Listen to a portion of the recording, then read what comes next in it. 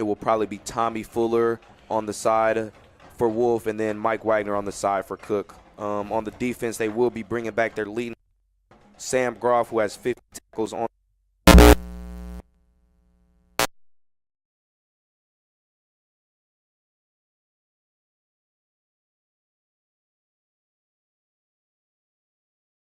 Chemistry in the week of practice that they had ahead of today's game, and what can you do in a week's time to develop chemistry with a quarterback? Well, this is something that the Yellow Jackets already do a great job of doing, and that's rotating and getting different receivers on the field. So these receivers that will be starting for them today, Tommy Fuller and Mike Wagner, the senior, are guys that already are in the rotation. These guys have already, been on the field and established that chemistry with the quarterback. We will possibly be seeing two newer faces on the field. Look for number 17, Chad Steinwatts, along with number 19, the playmaker Jordan Leverett, who usually comes in as a utility back, but he might be used as more in more of a receiver role here today.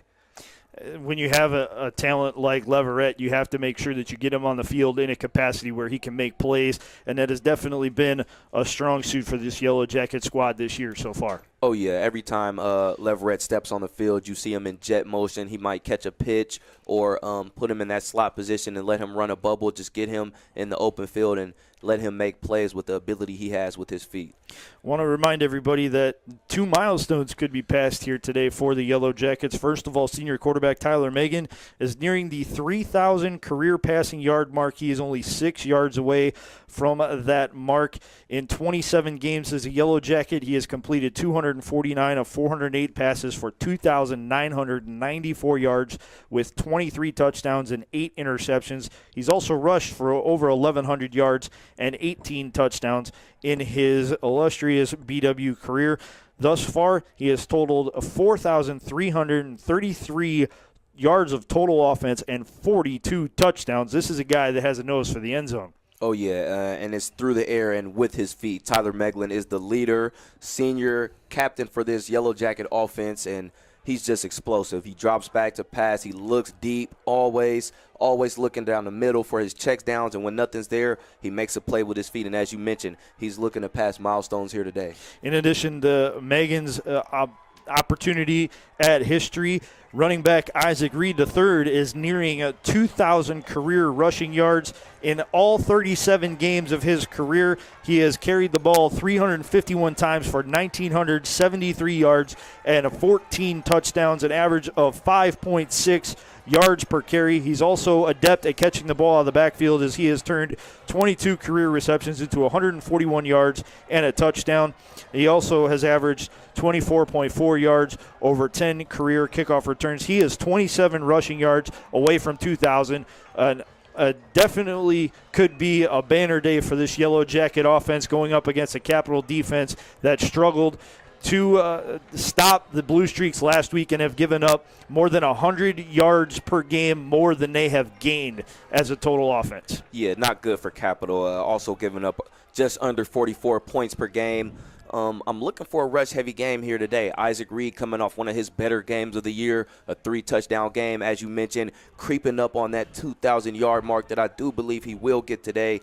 The rushing attack for the Yellow Jackets will be important, but coming up against something they may not have seen, a more prestigious rush attack than them, a Capital team that averages 327 yards per game. Yeah, when you look at the statistics, Capital doesn't pass the ball a whole heck of a lot. They do run the ball extremely well, though. Walton leads the way, 624 net yards, 6.9 yards per carry. Zach Sheridan also is averaging better than 4.5 yards per carry. So when you're talking about averaging that kind of yardage per carry, you're talking about an offense that chews up the game clock and shortens up your possession, so you have to make everyone count. Yeah, and this team also has about 3 or 4 guys with over 100 yards rushing the ball, so look to see them mixing it up with the run attack here today.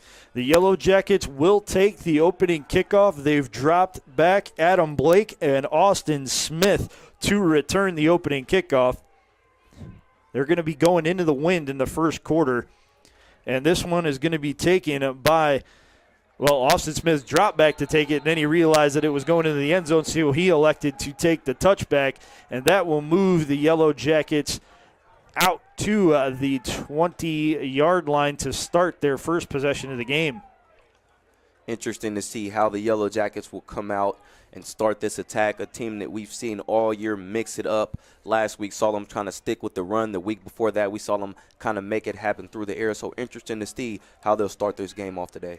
Yeah, very much so. Excuse me, on the yardage, it's actually the 25-yard line that the Yellow Jackets will start. Meglin is at quarterback. He'll be in a little bit of a pistol formation, and behind him will be Isaac Reed III. Meglin has trips out to the bottom of the formation. Jackets going from left to right across your computer screens. Inside draw handoff is a fake. Meglin takes it up the middle. He's to the 40, gets hit at the 42, and gets taken down at the 44-yard line.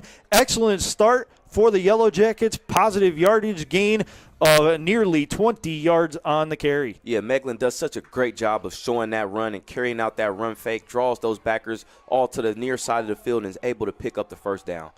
Jackets go empty formation, twins out to the top, trips to the bottom.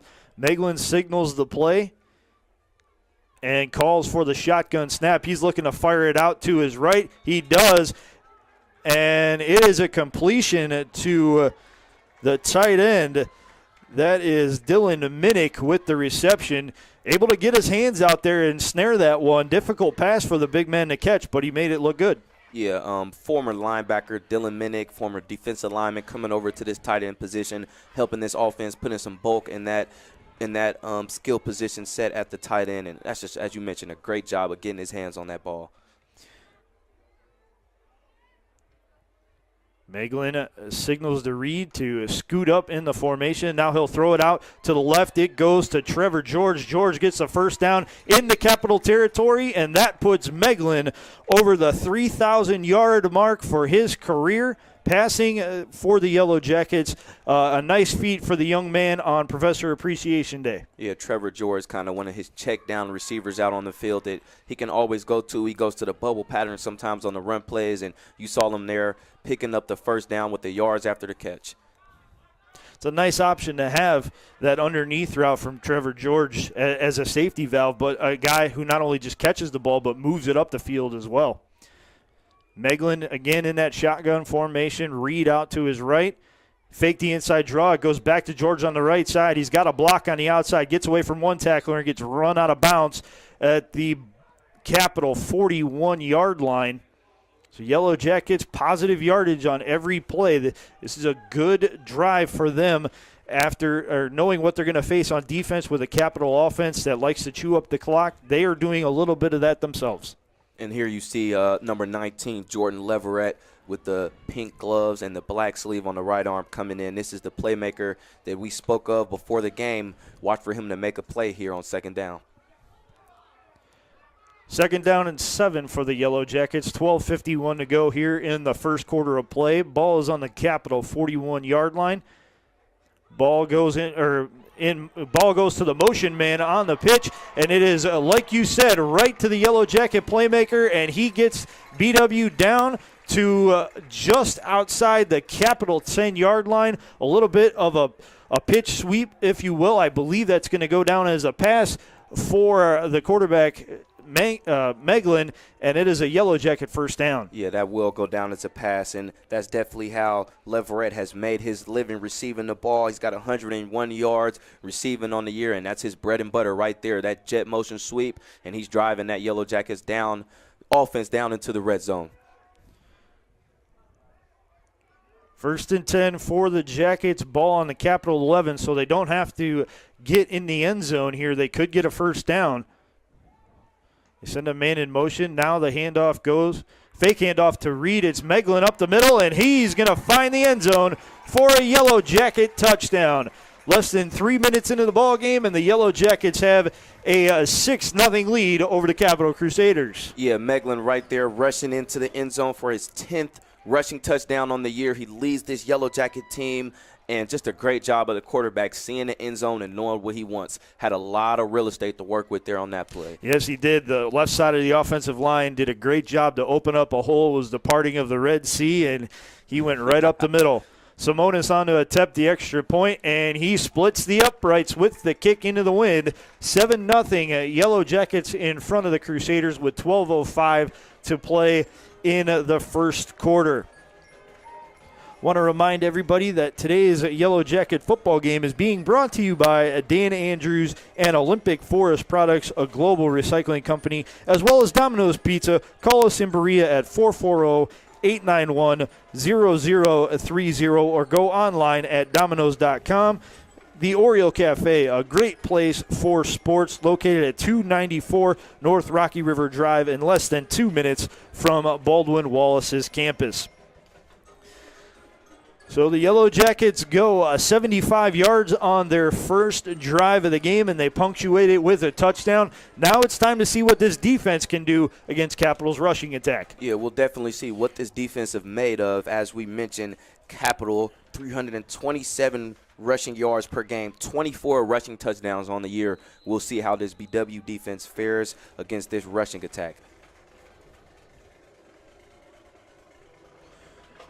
Riley Jones, the kickoff expert, sends it into the wind to the 10-yard line. It's being returned by Antoine Shipp, and he gets the ball into Yellow Jacket territory. So the special teams unit for Capital will give them great field position as he just hit the right side of the formation, followed his blockers, bowled over a couple of defenders, and got the ball well across midfield. Yeah, Antoine Shipp, number 20, the returner on that play, just kind of had one guy that he was following behind, and that's what it has to be on that kickoff. You've got one cut, and you've got to go before that hole closes. He did a great job there of punching that hole. Without question, he did, and now Nick Iskey will go under center for the Crusaders. He'll back off and get the play from the coaches, and he'll relay it to his teammates, namely Wally Brewer, the slot receiver to the left side of the formation, who is now going to slide into the backfield. Iskey sends a man in motion. He'll keep it on the option, and he is going nowhere fast as shooting through the offensive line was defensive end Andy Schultz. Andy Schultz always in the backfield there making plays. That will be 6.5 tackles for a loss for him on the season. He's got 4.5 sacks to lead this BW team, and that's what's going to have to happen. You're going to have great contain from your ends as Capital will go to this triple option look. Iskey will go back under center for the Crusaders. He has Isaiah Lyle as the deep back. And now Iskey's going to roll to his left, look to fire downfield, lobs it down the field. It goes to Eddie Preciado, and he gets a first down, and it should be a first down and goal to go for the Crusaders as it looks like the ball is being spotted at the 10-yard line. Yeah, rare pass from the sophomore quarterback there, something we spoke of before the game, something you don't usually see from Capital, but rolled out on that fake, and he's got his receiver, Eddie Preciado, on the flag route. That's a nice conversion there for this Capital offense. So much for our point about Capital trying to grind it out on the ground. They surprise us, second play from scrimmage. They go for a pass, and they move the ball 30-plus yards on the attempt. It's Iskey under center. He goes, and he's going to hand it inside to Lyle. Lyle is stacked up after a modest gain of 1 yard. The interior line for that Yellow Jacket defense swarmed him. And speaking of that Yellow Jacket defense, looking at the starters, we have Jake Maurer and Andy Schultz on the defensive ends. The D tackles are Lawrence Wolf and Ian Harmon. Outside linebackers are Sean Niswitz and Sam Groff. Middle linebacker Tyler Burdorf anchors the attack. And in the secondary, you have Nate Furster and Howard Dover at cornerback, free safety Theodore Washington, and strong safety Brock Hull. Iskey sends a man in motion. It's Brewer.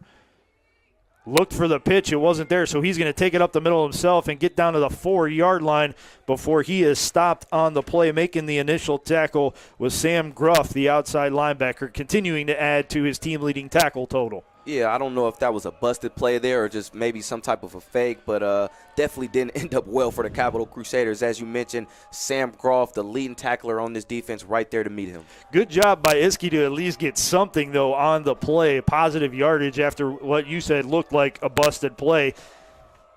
So now it's 3rd and goal for the Crusaders. They're knocking on the door here. Handoff goes inside to Lyle. Lyle gets down to the 2, and he is stacked up there. And again, it's Groff in on the stop with a couple other defenders for this Yellow Jacket defense. Yeah, those linebackers ate that play alive. Lyle thought that he may have had a little bit of crease in that line, but Sam Groff, along with senior backer and captain Tyler Burdoff, came and made the stop on the play, forcing Capital for a field goal attempt here. Capital will send on their kicker is number 86, Jack Johns, and his kick will be a 19-yard attempt.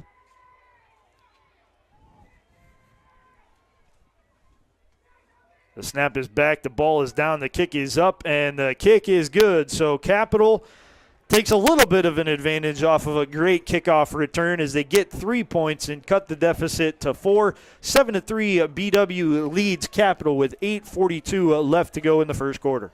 Well, if you're Capital, you obviously always want to come out of a drive like that with a touchdown. But as you mentioned, putting points on the board, 7-3 here. We'll see how this defense responds to the score.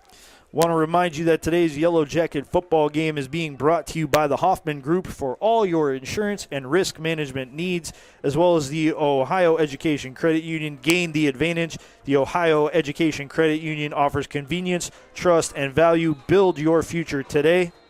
Medical Mutual of Ohio. Medical Mutual is a healthcare provider of Baldwin Wallace University and Cleveland Clinic Sports Health Division, the healthcare provider for BW Athletics. So after a successful first drive for this Yellow Jacket offense, they will look to answer a Capital score on their second possession on that first drive. Meglin, the quarterback, rushed for 30 yards, including the touchdown on 2 carries. He was 4 of 4 passing the football for 45 yards. He reached out to Trevor George twice for a gain of 9 yards. Dylan Minnick caught a 6-yard pass, and then Leverett, the playmaker, on cue, caught a 30-yard pass from Meglin. The kickoff is nearing the out of bounds, and it'll be but it'll stay in, and Austin Smith will take it. He'll get it out to the 15 before he is tripped up at the 18-yard line. He caught that in about the absolute worst spot you could be on the field for a kick returner. Butted up right against the initial pylon on the end zone. That's tough sledding when you don't really have a full head of steam and you're doing everything to stay in bounds to then advance the ball forward. Yeah, and he kind of maybe had a little bit of crease that he could have worked with, but number 9, the receiver Jake Skelton, with a great special teams play, wraps him up, and they'll start this drive right here from the 18-yard line. So Meglin will be in at quarterback in the shotgun formation. It'll be Smith flanking his left side. Takes the snap. He's dropping back, looking to his left, finds nothing, so he'll scramble out right. Now he throws it down the field. It goes to number 6, Tommy Fuller, who hauls in the first down reception at about the 32-yard line. And here we're seeing some of that hurry-up tempo that we've seen throughout the year from the Yellow Jackets, kind of getting that play, hurry up and getting the ball to the ref and lining up, not letting the defense sub any players out. Taking a look at that starting offense for the Jackets, Tommy Fuller, Mike Wagner, and Trevor George are the wide receivers. Reed is the running back. Actually, he's splitting time with Austin Smith. Meglin, the quarterback, and across the line, it's Sawarski, Brandt, Lautinen, Kurtz, and Lane from right tackle to left. The Yellow Jackets will get another first down as this time Meglin finds Mike Wagner for the modest gain of about 12 yards. Yeah, Wagner, the senior receiver for Tyler Meglin, they have great chemistry, and he always finds a way to come up clutch when he needs to, right there picking up the first down, and the BW offense is moving here again. 1st and 10 for this Yellow Jacket offense at their own 43-yard line. Approaching the midway point of the first quarter, Jackets in front 7-3, looking to add on here with this drive. Meglin calls for the shotgun snap, fakes the inside draw, rolls out to his right, finds a wide receiver. It's Trevor George. George is across midfield, and it looks like he's going to get a gain of 9 to the Capital 48. He'll be 1 yard short of the first down for the Yellow Jackets. Something I talked about before the game, these freshmen getting a look here. As you see early, number 17, Chad Steinwatts, and number 19, Jordan Leverett in the game early here, and we'll see them in the rotation a lot today. And this is good experience for the Yellow Jackets for the future as well. Not only are they making plays on a 5-2 team, but they're also building for what could be a very bright future as wide receivers. Meglin again with the fake on the inside draw. He's looking left. Now scrambles out of the pocket. He fires it out to Steinwalks on the left side of the field, but that's going to be an illegal forward pass as he was at the first down marker before he threw it, and that was a yard past the line of scrimmage. Not sure why he just didn't tuck it and run it on that one. Yeah, just one thing that I've noticed has been different about Meglin's game throughout the year is this year he's definitely looking downfield. You saw him there step up into the pocket. Such a small crease he stepped through, but continue to keep his eyes downfield, looking to make a play. That's a play right there.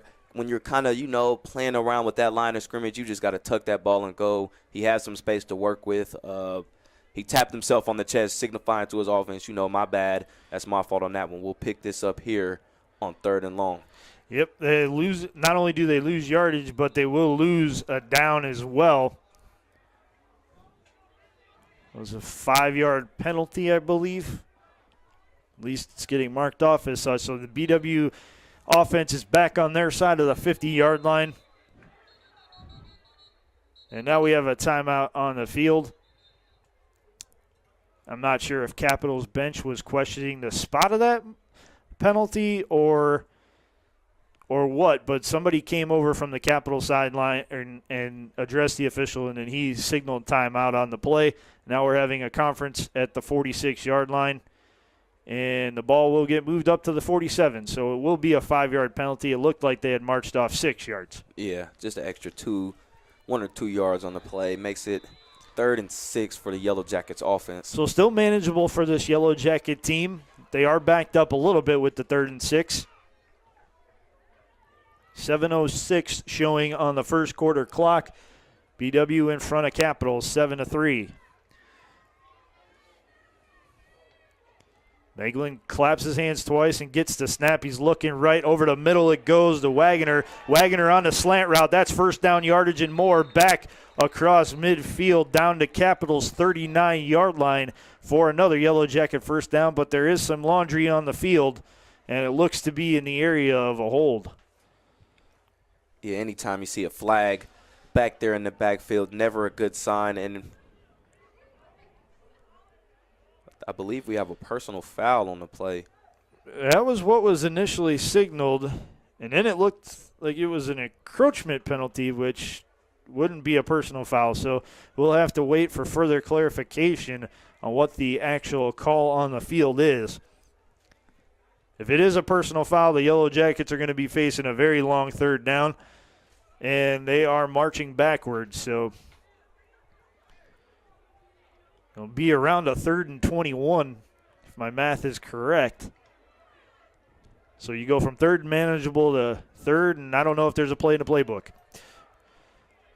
Yeah, not a lot of plays in the playbook meant to pick up these type of yardage, and I thought it was a great play to convert the 3rd down on the previous play, but negated by that personal foul, something that you don't want to get into a habit to, especially this BW offense. So Meglin will try to work the Yellow Jackets out of trouble.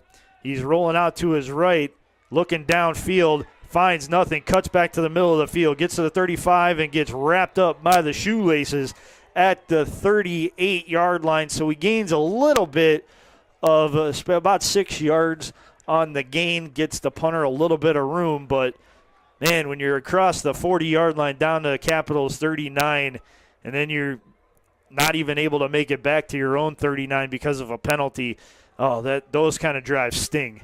Yeah, and it almost came close to converting that as he tried to get out of trouble. Great job by the linebacker number 30. That was Derek Ebon on the tackle, wrapping him up by the legs. But if it wasn't for that tackle, maybe a longer gain. Yeah, absolutely. Looked like there was yardage to be had. Smith's punt into the wind backs up the Capital returner, and that is Nick Waters who returned the ball and struggled to gain any positive yardage. It looked like the Yellow Jackets had him pretty well sniffed out and backed up. So good job after struggling on the kickoff return to limit the effectiveness of the punt return. There is a flag, however, on the play. Heard a lot of commotion here on this BW side in the stands. I think it will be a block in the back against Capital, making that short return even farther back start for this Crusaders offense. Yeah, if it is indeed against the Crusaders, and it looks like it is, They are going to have to go 90-plus to get a touchdown. The ball is currently being spotted at the Capital 7-yard line, so 93 yards separates the Crusaders from pay dirt. And Iskey will bring the formation out again with one receiver out to the bottom and a host of people in the backfield. Iskey keeps the ball. He gets out to the 10 and close to the 15. It looks like he's going to be spotted at the 14-yard line before a couple of Yellow Jackets can get in on the stop. Making the initial hit was Tyler Burdorf, the middle linebacker. Yeah, and in that double wing offense, sometimes so hard to tell who even has the ball, as they do a great job staying low behind those big tackles, these running backs down in the 2-point stance, and just so crisp with the motion and the way they run this offense. It's hard to see up in the press box, and I've got a far better view without obstructions of offensive linemen, so I can only imagine what the defense is thinking right now. But what Capital's thinking is they're going to get a big gainer down the right sideline, as running his way through the secondary was Wally Brewer. He took the ball from Iskey and then headed upfield, and he was not to be denied, and he got across midfield down to the Yellow Jacket 42. And there you saw some of the many variations of that double wing offense there, as Iskey went into the option, pitching it to number 8, Wally Brewer, and picking up a great game and positive side of the field for Capital. So Iskey sent a man in motion, and everybody grinded to a halt as the coaching staff signaled into play, and now they will reset themselves. Credit the Yellow Jackets for having the discipline to stay in their defensive stance. Iskey with the ball. He gets across the line of scrimmage, and then in on the tackle were Burdorf and Gruff. No surprise there, the two leading linebackers for this team making a play near the line of scrimmage. Yeah, Burdorf and Gruff, great job of pursuing to the ball here, and that's what it's got to be against this double wing offense. Linebackers have assignments, people assigned to the pitch man, people assigned to that B-back in the backfield. So these guys are doing a great job of keeping their eyes on the ball and knowing where the play's at. So 2nd and 7 now for the Crusaders. 4:13 left to play in the first quarter. Iskey actually did hand the ball off up the middle, and it was to Isaiah Lyle, and he was stopped cold at the line of scrimmage. Good pursuit of the football, as you said on the previous play, by the Jackets. They're doing a good job to keep their eyes on the ball. Very difficult against this Capital offense. Yeah, and as you mentioned here, sometimes hard even telling who's got the ball, who's getting the carry up here, so I can only imagine how difficult it is down there on the field right now. 3rd and long for this Crusader offense. From the Yellow Jacket 39, the pitch goes to Brewer outright. He can't turn the corner, but he's going to get 15 yards the hard way as he was brought down by the face mask. That'll be a first down for Capital. And that's a tough break for the Yellow Jackets there, as that was a great read there on the sweep play, and just that's one of those plays, reaching up, trying to find something to bring him down by. Just happened to be the face mask, and 15 yards for the Capital offense. Yeah, that's a very difficult pursuit there. When you see a running back or a wide receiver try to turn the corner, your first instinct is to grab on at whatever you can. And unfortunately, if you grab on the nameplate, it's a horse collar. And in that case, it looked like it was a horse collar and a face mask. And that is another personal foul penalty on the Jackets. That'll be 15 free yards for Capital. And they find themselves with a 1st and 10 at the Yellow Jacket 24. Brewer fakes the motion. Now Iskey's going to pitch out left. And the ball carrier, Nick Waters, is met with a thud from the Yellow Jackets. Yeah, number 26, Trip Washington, that's what he does. He comes down and he lays the wood. He came down on that play with a vengeance. Number 25, Nick Waters, trying to stretch that sweep, maybe find some room to the outside. That's a great job by the corner. That was Nate Ferster on the near side there, setting the edge and making him cut up field right into Trip Washington to deliver that great blow. You know it's a good shot when you can hear it all the way up in the press box, and that was the case on the previous carry. So Capital goes nowhere on first down. 2nd and 10 now. Crusaders in Jacket territory. Iskey sends a man in motion, fakes a handoff to Lyle. Now it's option pitch to Waters, and Waters again is met and dropped in on the stop were Gruff and Brock Hull, the free safety, coming up and finishing off the hit. Yeah, and these are two leaders on this defense, and you saw it there as they kind of knew what was happening before the play even happened. As Iskey tries to go to the option pitch, Sam Groff is all over the place here today, and it's a monster day for this BW defense right now. He might have 10 tackles before the half is over. Heck, even before the quarter's over. That's the kind of impact he's making for this defense. He's in on seemingly every stop. So 3rd down and 8 now for the Crusaders. At the Jackets' 22-yard line. Iskey under center, sends a motion man, and now he's going to pitch out to Brewer. Brewer can't hold it, and he'll fall on it at the 35-yard line. So a loss of 11 yards on the play on 3rd and 8. Now you're facing a 4th and 19.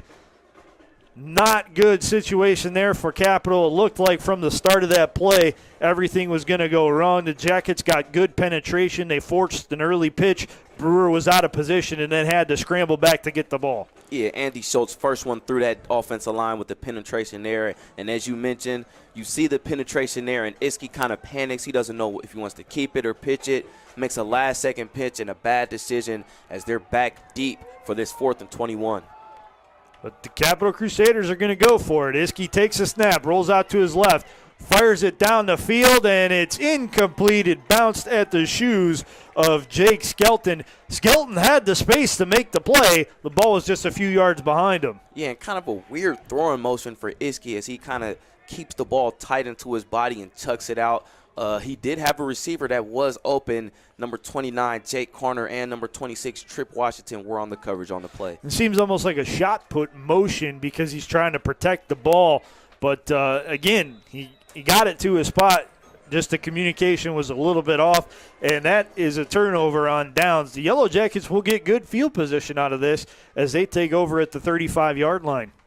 And I talked about Capital's different backs, but you see Adam Blake, number 32, in the backfield here today. Yellow Jackets do a great job of mixing it up with their running backs also. 3rd possession for the Jackets, 3rd different running back.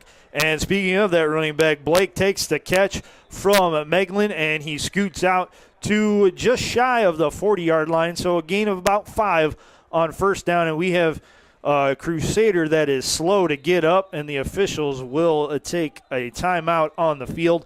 While we have this time, we want to remind you that today's Yellow Jacket football game is being brought to you by Parkway Auto Care in Berea, Strongsville Express Tire, and Auto Service in Montville. We serve the southwestern suburbs of Greater Cleveland. American International. When you require a company with proven performance, rely on American International.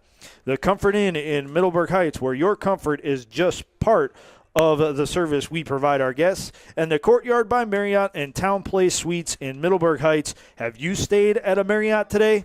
39 seconds left to go in the first quarter of play. BW leads Capital 7-3. The injured Crusader was number 7, J.R. Garrigo. He was able to get off the field under his own power, and that's always a good thing to see. Yeah, and good for Capital Crusaders. Leading tackler coming into the game with 55 tackles. One of their better DBs out there. Look for number 6, Jordan Duncan, who will be replacing him at safety. 2nd and 6 now for this Yellow Jacket team. And Meglin will give the inside handoff. It goes to Reed, and he is almost at midfield, but more importantly than that, he gives the Yellow Jackets another 1st down with the run outside. So, and also he is creeping up on that 2,000-yard mark. That chunk play gets him one step closer. Yeah, and you see some of the explosion there by Reed, being able to bounce that ball out to the outside and outrun the defender, get to the edge, and pick up that 1st down when there was nothing available. 1st and 10 now, ball at the 47-yard line, but we will switch ends as that is the end of the first quarter. The Baldwin Wallace Yellow Jackets lead the Capital Crusaders 7-3 here at Tressel Field inside the George Finnie Stadium. And while we have this time, we want to remind you that next Saturday, November 7th, the Yellow Jackets will travel to Alliance to play Mount Union at 1:30 p.m. Their next and a final home game of the regular season is November 14th when they host Heidelberg at 1:30 p.m. on Senior and Parents' Day. Also, the volleyball team is off to an outstanding 22-6 start, and they were 5-3 in Ohio Athletic Conference play under the direction of first-year coach Scott Carter. Today, the Yellow Jackets are in Columbus for its regular season finale at Capitol, and that match began shortly before kickoff today. The OAC tournament begins this Tuesday, November 3rd. Fans are reminded that all Yellow Jacket home and away football games are broadcast on campus radio station WBWC 88.3 FM and on the WBWC website at www.wbwc.com. The pregame show begins approximately 10 minutes prior to game time. The Yellow Jackets will have a 1st and 10 from their own 47-yard line to start this second quarter of action. They're going with the wind now. And Meglin in a shotgun formation, claps twice, fakes a handoff to Reed now, throws the pass out. It goes to Trevor George, and he is wrapped up behind the line of scrimmage. Looks like a loss of 1 on the play. Good pursuit to the ball by Capital. Yeah, good pursuit to the ball, and great job by one of those D linemen. I believe that was number 91. That's Brett Anus on the play, being able to deflect that ball as Meglin looks to throw that bubble screen to Trevor George, and resulting in a loss of 1 for the Yellow Jackets. 2nd and 11 now for BW. Meglin with Reed in the shotgun formation. He'll clap twice, and he'll hand off to Reed. Reed to the 50, down to the 45, to the 40. He goes to the 30, to the 25, and he is leveled out of bounds at the 20, and that will give you 2,000 yards from Isaac Reed in his Yellow Jacket career. Credit that to that Yellow Jackets offensive line. The Hogs up front always working on that left side. They have Alex Kurtz there, and Anthony Loudon, the senior center, delivered a great block there to spring Isaac Reed upfield. And as you mentioned, he reaches that 2,000-yard marker. The only way better to do that would have been to punctuate it with a touchdown, but he'll still take the 30-yard gain. Good run on the outside. Like you said, the offensive line did a good job to seal up the inside pressure. Meglin takes the snap. He'll give it back to Reed again, looking to go back to the same play, and it'll be a much more modest gain this time as he gets the ball across the 20 down to the 19-yard line. So it'll be 2nd and medium for the Yellow Jackets from Capital's 19. Well, don't blame him for trying that left side of the line, looking at the guys up front. Got 4 seniors up front, Josh Lane, Alex Kurtz, Anthony Loudon at center, Nolan Brand at right guard, and then Andrew Shirosky, the only underclassman on the right tackle position. You know it's a good day running the football when we mention lineman names twice, and for positive reasons. Usually when linemen get mentioned, it's for the wrong kind of reasons because it's usually a hold or another kind of penalty that takes a big yardage away. Meglin will take the snap, but before he does, it looks like an illegal formation for the Yellow Jackets. It actually looked like a lot of motion for the Yellow Jackets. And I think that might have been one of the linemen. As we go to give them credit for the positive, I think that may have been one of the linemen who jumped, causing that false start, but not to take away from the great work that this lineman has done all year. Call it a broadcaster's curse. Every time we mention something positive, that's why you never mention free throw shooting in basketball. Oh, yeah, because inevitably, the guy who is perfect on the year could be 80 for 80, and he'll miss like 5 straight. So right now when you say it, 80 for 80, here comes his first miss. So the Yellow Jackets will face a 2nd and 11 now, 12:45 and counting in the second quarter. Motion man again is Leverett. He takes a pitch. He squirms his way past a few tacklers. Man, the shifty back gets some yardage back for the Yellow Jackets. Looks to be a little bit more than the penalty yardage, or maybe just the penalty yardage back for BW. But, man, can he move in space. Yeah, he's got some great moves there. As you see him, most of the times he checks in. As you see him, not a good sight for the Yellow Jackets lipping off the field, but he'll go into that motion, and then right when he catches the ball, does a great job of finding out where the creases are in the defense and picking up a nice game for the Yellow Jackets. 3rd and 5 now for BW. Reed is flanking Meglin's left side. All the skilled position players look to the sideline for the play. Now Meglin walks up to his lineman and gives them the call.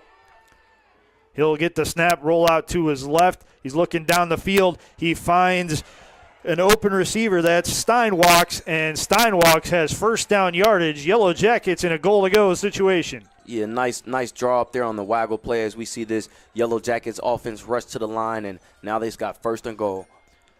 So Meglin now will take the snap and roll out to his right. He's looking down the field, finds nothing. He's going to scramble. Meglin spins past one tackler, but gets wrapped up at the 4-yard line. So another something out of nothing play by Tyler Meglin to get the ball up the field. Yeah, he wanted Wagner in the back of the end zone on that post pattern. Nice job by their safety, Logan Mahar, jumping onto that, reading the quarterback's eyes. But great job of Meglin not taking that sack and picking up some positive yards on that play. Not taking the sack, not throwing it into coverage, and gaining positive yards. That's as positive a play as you can hope for when a pass play goes awry. Second and goal from the 4, rather. 10:52 showing on the second quarter clock. And it looks like the Yellow Jackets are going to get flagged for a delay. The sideline was screaming to get the ball snapped, and it seemed like there was a miscommunication. You could see Reed motion to the offensive coordinator saying, give me the play again, and then all of a sudden it was down to 3-2-1 and done, and that'll be a 5-yard penalty on the Jackets. Yeah, and you see the frustration there in Meglin's body motions. Definitely wanted to get that play off, and he's mentioning to the guys on the sideline, like, get the play in. You've got to get everybody set at the right time. As you see Meglin talking here with his offensive coordinator and head coach John Snell. And speaking on Meglin, you spoke on him not throwing in the coverage and not taking that sack. One of the smarter quarterbacks in the OAC coming into the game with 152.54 passer rating on the year, 9 touchdowns, does a great job of keeping the ball where it needs to be and managing this offense well. Well, that's what you want. You want at quarterback, if you can get a playmaker, that's great. You want a guy who can manage the game. The Yellow Jackets are blessed. They have 2 in 1, as Meglin can do a little bit of both. He can manage the game, but he's also smart enough when a play breaks down to use his athleticism. And the miscommunication by the Yellow Jackets actually benefited them because the referee did signal that the penalty was actually against the Crusaders, so they gained a couple of yards. It'll be second and goal from the 2. So Meglin catches the snap. He rolls out to his left. He fights his way back to the line of scrimmage, and it looks like he doesn't get much further than that, maybe a half a yard. So 3rd and goal now for the Jackets, and they're going to go hurry up. Meglin takes the snap again. Inside draw to Reed, and he's across the goal line for the touchdown. Isaac Reed finds pay dirt and gives the Yellow Jackets a 13-3 lead with 10-11 to go in the first half. Yeah, you see more of that hurry-up tempo that we've been seeing more and more on the year. Hurrying up, getting that offense to the line, and getting your senior running back, your captain, into the end zone, making the lead 13-3, awaiting this extra point. So Simonis is on to attempt the point after. The snap is back, ball is down, kick is up, and he splits the uprights again for the Jackets. They are now staked out to a 14-3 advantage. 10-11 to go here in the first half from Tressel Field inside the George Finnie Stadium. Want to remind you that the university would like to congratulate freshman Alicia Lorcher, who is this week's OAC Volleyball Player of the Week. Last week, she led BW to wins against John Carroll and Otterbein. Congratulations, Alicia. The BW cross country team recently hosted the 2015 OAC Championship meet in the Cleveland Metro Parks. The women ran at 11 o'clock this morning and the men at noon, so we should be getting results from that run shortly. Today's football results and other BW athletic results can be accessed through the university's athletics website, www.bwyellowjackets.com. Results are posted within an hour after most athletic events. The Yellow Jackets are about set to kick this ball away to the Crusaders, who will be going into the wind in the second quarter. This defense did a good job on the last possession to stop a fourth down attempt. Actually, on third down, they forced a loss of about 12 yards. And then on fourth down, they held as well and set the Jackets up nicely with a field position at the 35. And the offense responded by marching 65 yards, the last of which by Reed for the touchdown. Yeah, I'm going to make a bold call here. Guys I watched for on kickoff, number 45, Robbie Androna, and number 24, V. Sealy, always down on the tackles. We won't get a chance to see here, but usually on these kickoffs, those are the guys that are making the tackles. Waters went to field the football, and he had all sorts of trouble handling it, but fortunately for him, the ball rolled out of the back of the end zone, so it'll be a touchback. 1st and 10 for the Crusaders. Ball on the 25-yard line. Why don't we take a little bit further look at the last drive for the Jackets? Yeah, just looking at this last drive, updating the stats. Isaac Reed goes to 4 carries, 44 yards, and a touchdown. Meglin, 5 carries, 41 yards, and also has a touchdown. 10 plays, 65 yards for the Jackets on that scoring drive, 5:44 off the clock.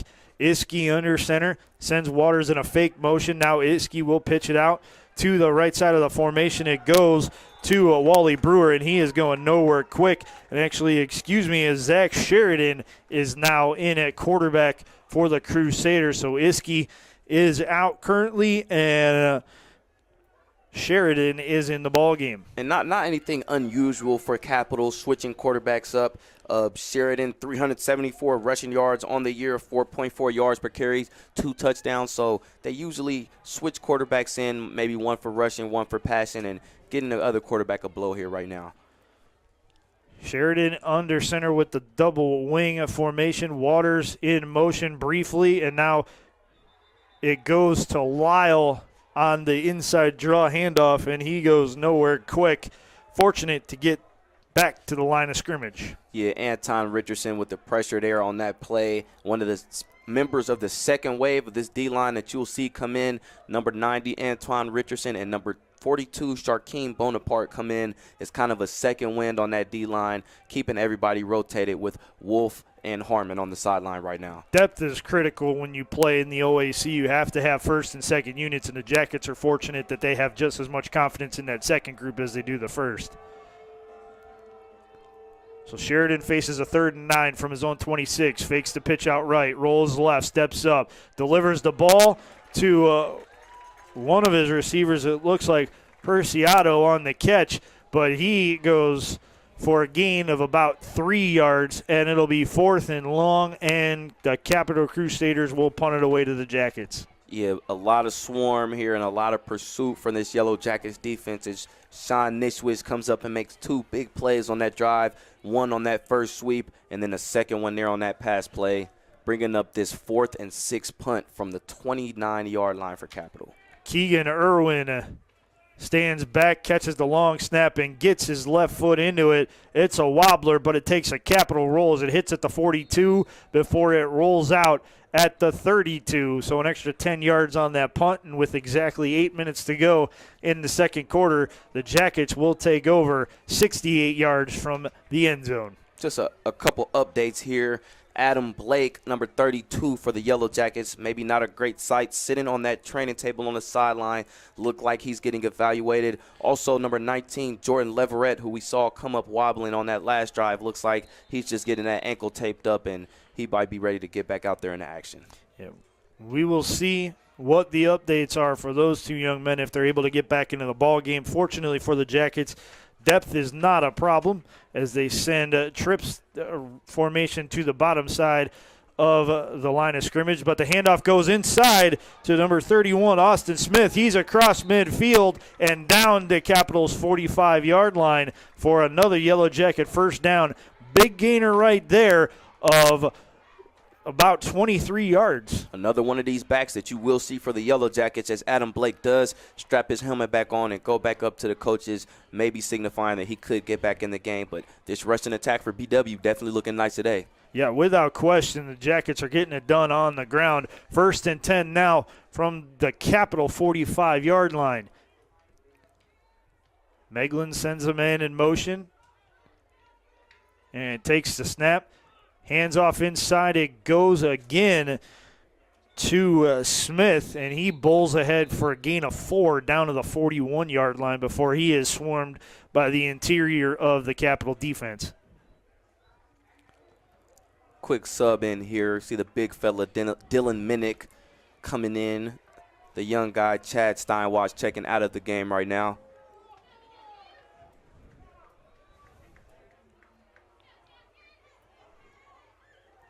That's another position of depth for this Yellow Jacket team, the wide receiver core. They may be young, but they can all produce, and that's why Coach Snell has confidence sending them onto the field. Megalin takes a snap. Handoff goes to Smith, left side. He's to the 40, gets a block at the corner, ducks his shoulder at the 35, and bulls his way down to the 34-yard line. Good run right there by Smith, and he had a great seal block by a wide receiver. Oh, yeah, these coaches are loving that. If you're a coach, that's how you want to see your running back finish a run, putting his shoulder down through 2 defenders, picking up that first down. If he would have maybe made a move or tried to do something else, may not have been able to pick that up. Nice hard run there by Austin Smith. The positive thing was he just kept his feet moving. He didn't stutter step and look for that hole. He didn't try to dance. He was just brute force and went right at the defender and dared him to take him down.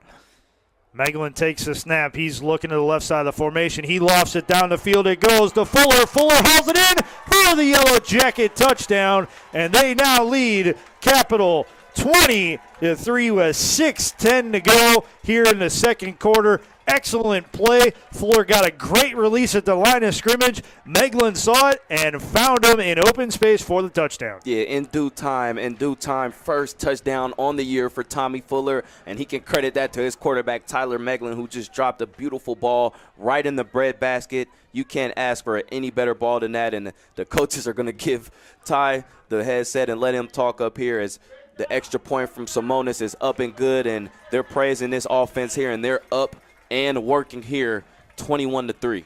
Yeah, we're next to the coach's box, and it is a very happy coach's box right now as they celebrate an 18-point advantage with 6:10 to go here in the first half. Simonis split the uprights on the extra point, tallying another for the Jackets. It's his third extra point kick of the day. And BW will let their defense go to work again, and now 2 straight drives they've kept Capital at bay and really snuffed out the running attack. Yeah, this defense, a question that we had before the game, how was this defense going to perform against this high-powered triple wing running attack? And they're answering us right now, holding this team to 3 with 6:10 remaining in the half. This defense is definitely swarming. And when you look at the rushing statistics, outside of the 44 yards by Wally Brewer, most of which came on one run, they have 7 total yards on 11 carries. Back deep to return the ball are Antoine Ship and Waters. Waters will field it 5 yards deep in the end zone, and Ship will give him the stop sign to take a knee, and he will take the touchback. And now we've got a little bit of some extracurricular activity, some pleasantries being exchanged by a couple members of the special teams units. Fortunately, their teammates stop it before it gets out of hand and the flags have to be thrown. Yeah, that'll happen. Some guys, don't get on the field on the offense or defense, pop out here on special teams. They got that adrenaline pumping on the sideline. That'll happen sometimes. Yeah, especially on those special teams plays where guys are running 40 yards full steam at each other. Those collisions can be rather violent and definitely can lead to some things down the field. So Sheridan back in at quarterback for Capital for the second straight drive, and he dives ahead for a gain of 9 yards after faking the inside draw. And Sheridan does a great job, I think, of running north and south. Not really a east and west guy with a lot of moves, but a quarterback that will get what you want out of a quarterback in this triple wing offense, and that's straight ahead. Straight ahead works for a gain of 9. 2nd and 1 now from the 34-yard line. Sheridan under center. Lyle his back behind him with 2 wings. Waters sent in motion briefly. Lyle takes it up the middle, and he'll gain a Capital Crusader first down, and it's been a while since we've been able to say that. So Capital looks to keep this running attack going, and we'll see if they're going to continue to try and pound it out and wear down this Jacket defense to see if they can set them up for bigger gains later, not only in this half, but in the second half as well. Yeah, and maybe look to wear this Yellow Jackets defense out with different ball carriers, as we've seen about 4 or 5 guys Brewer, Lau, Waters, Iskey, and now Sheridan all carrying the ball for Capital today. Sheridan sends Brewer in motion. He's going to look to option pitch it right, but he keeps it, and he'll get back to the 40-yard line, almost up to the 41-yard line. So a gain of about 2 on the play. And credit the young man for being able to gain 2 yards, because he was doing it with a couple of Yellow Jackets pulling at his jersey and jumping on his back trying to stop him. Oh, yeah, on that option pitch fake, breaks the tackle from Sean Nishwich, but met Ian Harmon, the defensive tackle, on the move and stops him for a gain of about 1 or 2 on this play. 2nd and 8 now for Capital. 4:27 and counting here in the second quarter. Sheridan sends a man in motion, fakes the handoff, now runs inside himself, and he'll gain about 4 yards. Call it 3 on the play, which will mean it is a 3rd and about 5 for this Crusader team as they're approaching midfield.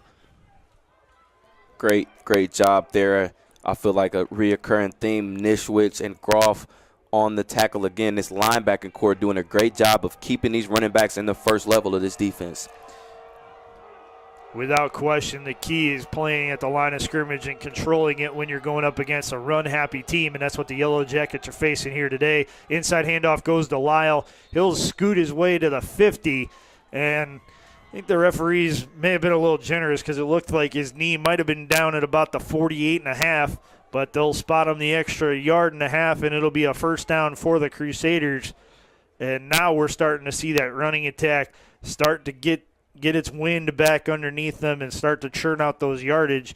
And we'll see whether or not the Yellow Jackets will wear down or if they answer the bell here.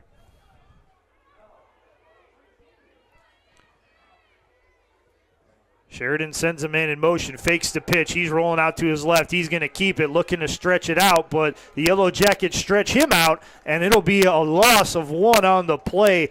Good pursuit to the football by the Yellow Jacket defense.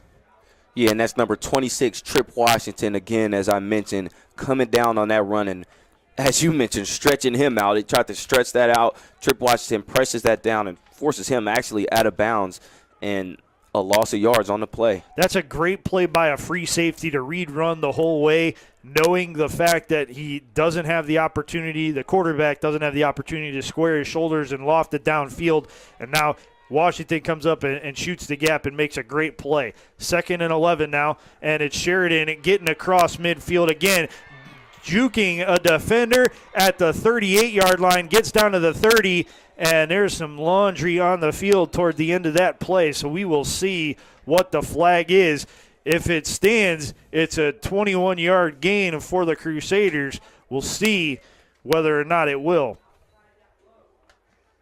A shifty move, as we talked about the quarterback not using many moves, and I believe that penalty was a face mask.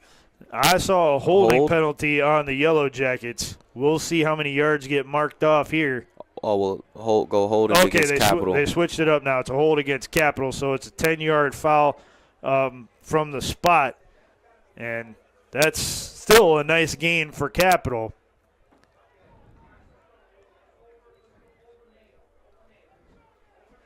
.234 to go here in the first half. The Yellow Jackets in front of the Crusaders 21-3.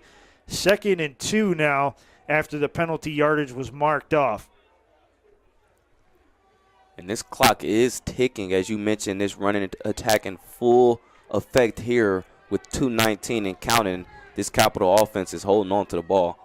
Yeah, they are, and they're looking to get down the field here. They're going to have to pick up the pace a little bit as Lyle takes the handoff up the middle. He goes to the 30, to the 25, down to the 20, and inside the 20, or right at the 20, rather. It's another Crusader first down, and wow, that Yellow Jacket defense up the middle, which was so strong early on, is starting to get gashed a little bit by Capital's interior offensive line. And right on cue, just as you mentioned that they needed to pick it up, that would be a great job of picking it up here with 1:52 and counting, knocking on the door of this red zone. The ball may be at the 20. when you get a running back that can gash you for a gain of 20 yards, I guess that's their version of picking it up. Lyle hands it off inside, and the ball carrier is Johnny Eaton, and he goes nowhere quickly. He loses, I want to say, 3 yards on the spot. It looks like they marked him down at the Yellow Jacket 23-yard line. So now it'll be a second and very long for this Crusader offense. And again, they're still not in very much of a hurry with 1:19 and counting left to go here in the first half. They're content to run the play in from the sideline and continue to work whatever system they want to work, but it also may be a strategy that they want to keep the ball away from the Jackets.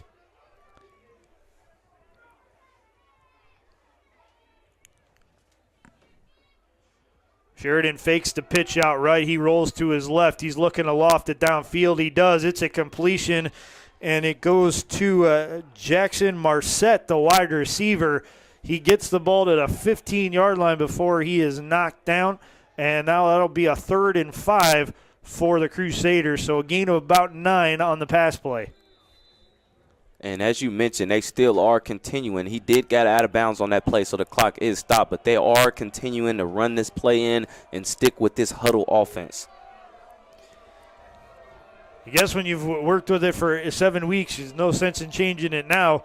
As Sheridan goes under center, 51 seconds showing on the clock. He's going to drop back to pass, gets flushed from the pocket, and he's going to go down quickly as shooting the gap initially was Andy Schultz, and it looked like Lawrence Wolf got in there to finish the job on the sack. And if a guy's going to get a sack on the play for that Yellow Jackets offense, it's definitely Andy Schultz, the sack leader on this team, as I mentioned, and he just got enough of that jersey to slow him down, and Wolf and N. Harmon came in and cleaned him up on that play. That's the defensive linemen working together with a positive result, bringing up 4th down for this Capital offense. That is a very strong young man in Schultz to be able to hold on to a quarterback who is running away with him and hold on to him with just one hand and be able to hold him up just enough for the defense to come and finish the job.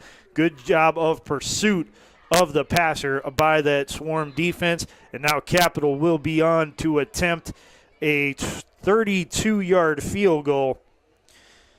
In the attempt, it is Jack Johns. The wind has died down a little bit, but he's still kicking into it.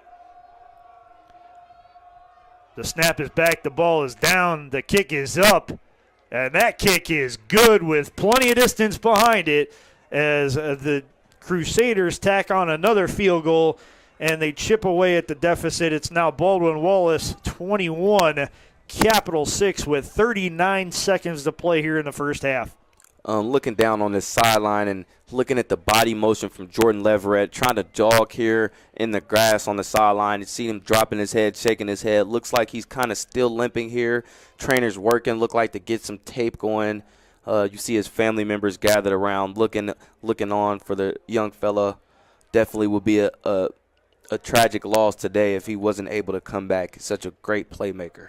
Yeah, without question. You never want to lose anybody, but when it's a valuable asset like that on offense that could do multiple things for you, it's like 2 or 3 injuries adding up. The equivalent of losing 2 or 3 guys because he's just that valuable to the team. Baldwin Wallace, however, will have one last shot at it offensively here in the first half. Back deep to return for the Jackets are Smith and Blake. And Jack Johns will handle the kickoff duties from the 35-yard line. He tees it up, charges it, and puts his right foot into it. It's a squib kick, and it'll be fielded by an up-back for Baldwin Wallace. And that will be taken out of bounds then at roughly the 34-yard line.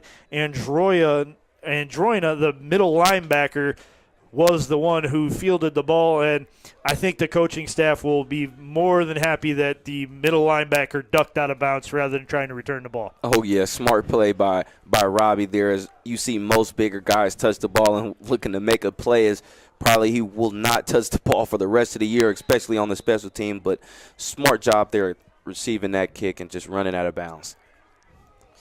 Meglin with 38 seconds left to do something here in the first half. He's got Reed flanking his left side. He's taking a step back, looking down the field. It's not there, so he's going to tuck it and run it, but it's going to be coming back because there's a flag on the field. Meglin gets to Capitals' 41-yard line before he's run out of bounds. And unfortunately, though, I think the Yellow Jackets are going to end up losing 10 yards on the play. Yeah, flags usually posted there at the line of scrimmage. Oh. Looking like a hole may look like. Oh, personal they got a foul, face mask. So you can count the yardage, and then you can tack on the 15 yards. So that's a huge gain for the Jackets. So they go for 1st and 10 at their own 34, and they're going to be deep inside Capital territory. Once the penalty yards get marked off, he was marked out of bounds. Meglin was at the 44, plus the extra 15 he gained on the penalty. That moves the ball to the 29-yard line. So Capital definitely not doing themselves any favors as they shoot themselves in the foot twice by giving up the big gainer and then picking up the 15-yarder. Now we're looking at the Yellow Jackets in scoring distance with 28 seconds here and the ball right here on the 29-yard line. Definitely an opportunity to get at least a field goal here. With the explosive playmakers that they have an opportunity to get 6. They're not looking for 3. Meglin takes the snap, hands off to Reed. It's a pitch back. It goes to George. George looking to throw it. Now he's going to tuck it and run it, and he gets close to the first down marker before he's run out of bounds. It looks like he's down to the 21-yard line. So he could be a couple yards short there, but excellent play. A little trickery by the Yellow Jackets, and fortunately for them, even though the play wasn't the result that they wanted, they still got a lot of positive yardage out of it. Yeah, and that's something that you will see from Trevor George.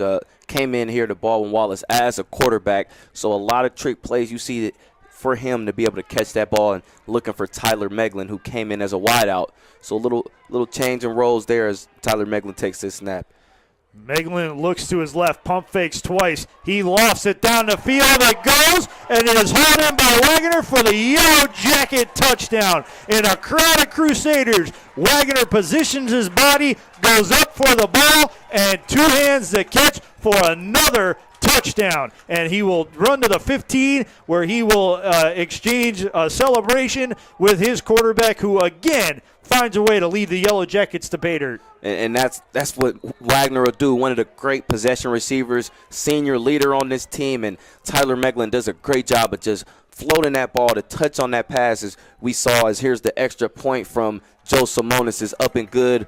We saw the touch on that pass, just great job of putting it in traffic, and Wagner positions his body enough to catch the ball, shield it from the defenders, and get both feet inbounds. Great play by Mike Wagner. BW now in front of Capital 28-6 with 14 seconds to go here in the first half of play from Tressel Field at the George Finnie Stadium. What a drive for the Jackets. Meglin doing a lot of the work himself, scrambling for a gain of 20, then getting an extra 15 tacked on for a face mask at the line of scrimmage. And that was really the play that broke Capital's back on that drive defensively. You can't allow a 20-yard gain and then a 15-yard penalty on top of it and expect to keep an offense with as many weapons as the Jackets have out of the end zone. And then the play that at first appeared to be busted in the trick play from Trevor George, and was able to tuck it and run and pick up positive yards. Just efficient drive for the Yellow Jackets offense. Very efficient, and it resulted in 7 points. Now Waters comes up to about the 6 to field the kickoff. He's to the 20, and he is met at the 21 by a host of Yellow Jackets, and they do not let him go. And it looked like leading the charge on the special teams tackle was Tyrone Brenninger, the backup cornerback, who kind of shot the gap there and made the play.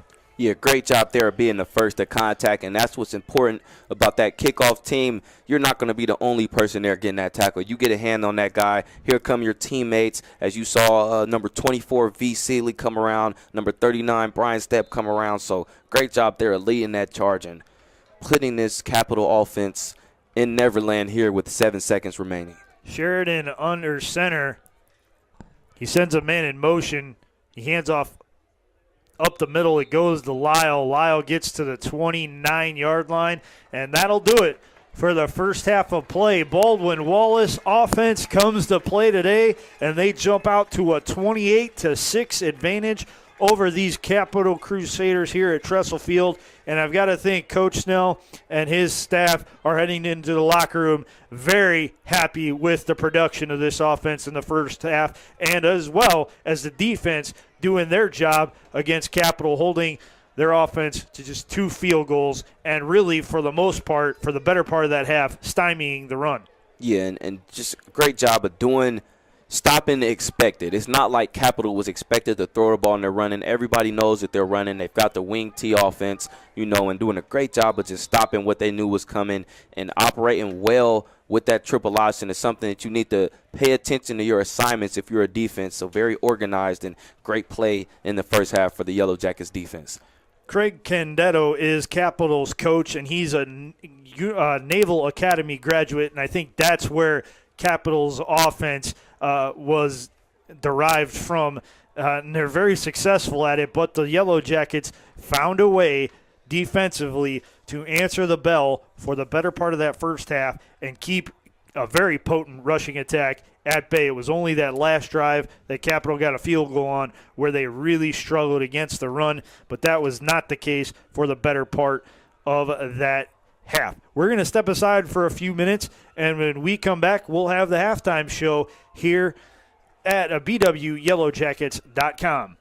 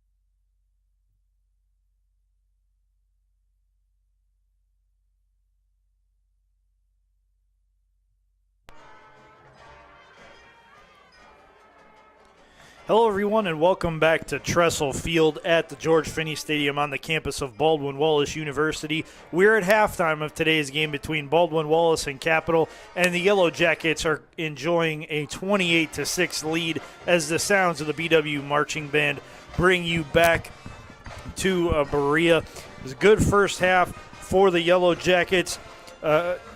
Looking at the statistics, you want to take a look at those, and really they're kind of misleading because Capital, a rushing team, averaging more than 5 yards a carry. They're winning the time of possession battle.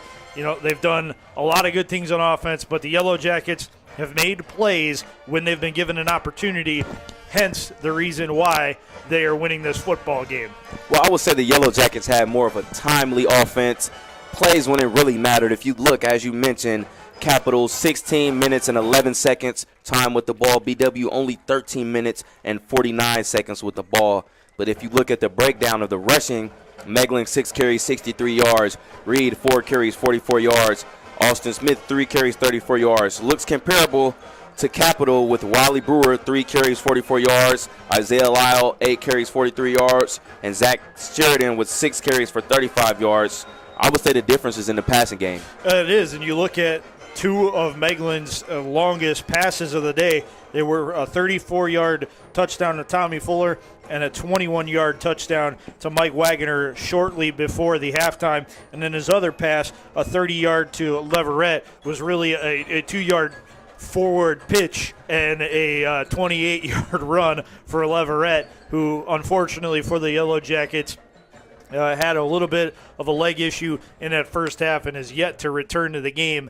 We're hopeful that that young man will be able to get back on the field, but if he's not, the Yellow Jackets still have a host of weapons to go to, namely George, Fuller, and Wagner at the wide receiver positions.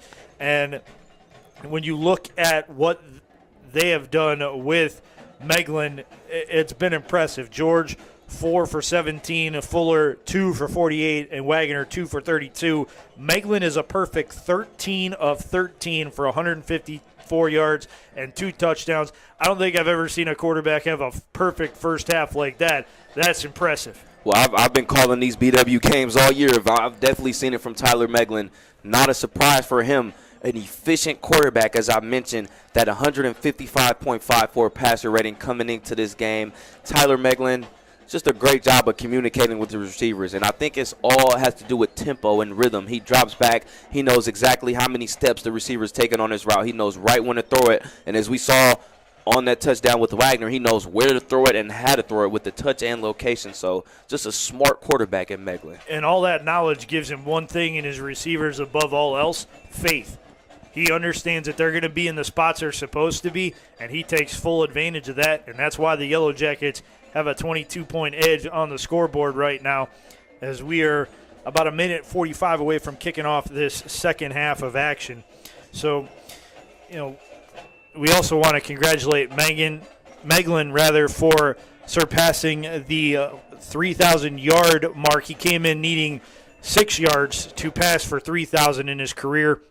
Unfortunately for him, that took about 1.5 plays for him to achieve that mark. He's well over the 4,000-yard mark for total yards in his Yellow Jacket career. And, if he continues on this pace, maybe we can see him inch closer to that 5,000-yard mark. That would be one heck of a feat. And also in that first half, we had another milestone reach as running back Isaac Reed III came in needing 27 rushing yards for 2,000 for his career, and he broke it with a 31-yard rush around left end on a touchdown drive that he ended up capping off with a 1-yard run. So it's a good thing for these Yellow Jackets not only to be up, but to be up on a historic day for 2 of their leaders on offense.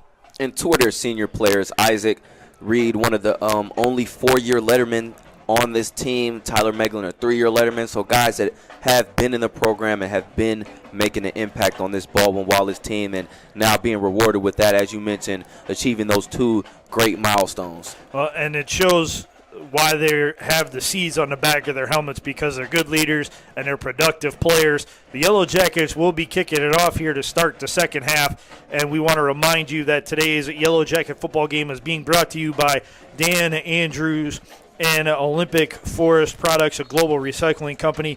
Domino's Pizza. Call us in Berea at 440-891-0030 or go online at domino's.com. The Oriole Cafe, a great place for sports, located at 294 North Rocky River Drive, less than 2 minutes from the BW campus, as well as the Hoffman Group for all your insurance and risk management needs. The Ohio Education Credit Union, gain the advantage. The Ohio Education Credit Union offers convenience, trust, and value. Build your future today. Medical Mutual of Ohio. Medical Mutual is a healthcare provider of Baldwin Wallace University, the Cleveland Clinic Sports Health Division, the healthcare provider for BW Athletics, Parkway Auto Care in Berea, Strongsville Express Tire and Auto Service in Montville. We serve the southwestern suburbs of Greater Cleveland. American International, when you require a company with proven performance, rely on American International. The Comfort Inn in Middleburg Heights, where your comfort is just a part of the service we provide our guests. And the Courtyard by Marriott and Town Suites in Middleburg Heights. Have you stayed at a Marriott today? Capital takes the opening kickoff. It's Waters, and once again, they start with good field position as Waters takes the ball across midfield down to the Yellow Jacket 47-yard line. Similar to that first kickoff BW had in the first half, going in the same direction. Capital runs up to return it, and they get a great effort and start on the Yellow Jacket side of the 50. And that's a nice strong run there by Nick Waters. Does a great job there of penetrating that hole on the right side of the kickoff team and finishing off that run with a nice stiff arm and great position for this Capital offense. Iskey will go back under center for Capital. Ball at the 48-yard line. He goes inside with a dive for Lyle, and Lyle plows ahead to the 44, so a gain of 4 yards on the play. Again, very difficult for this Jacket defense to figure out which ball carrier has the ball, and I think that's why Capital eventually had some success on the ground toward the end of that first half, looking to capitalize on it again here in the second half.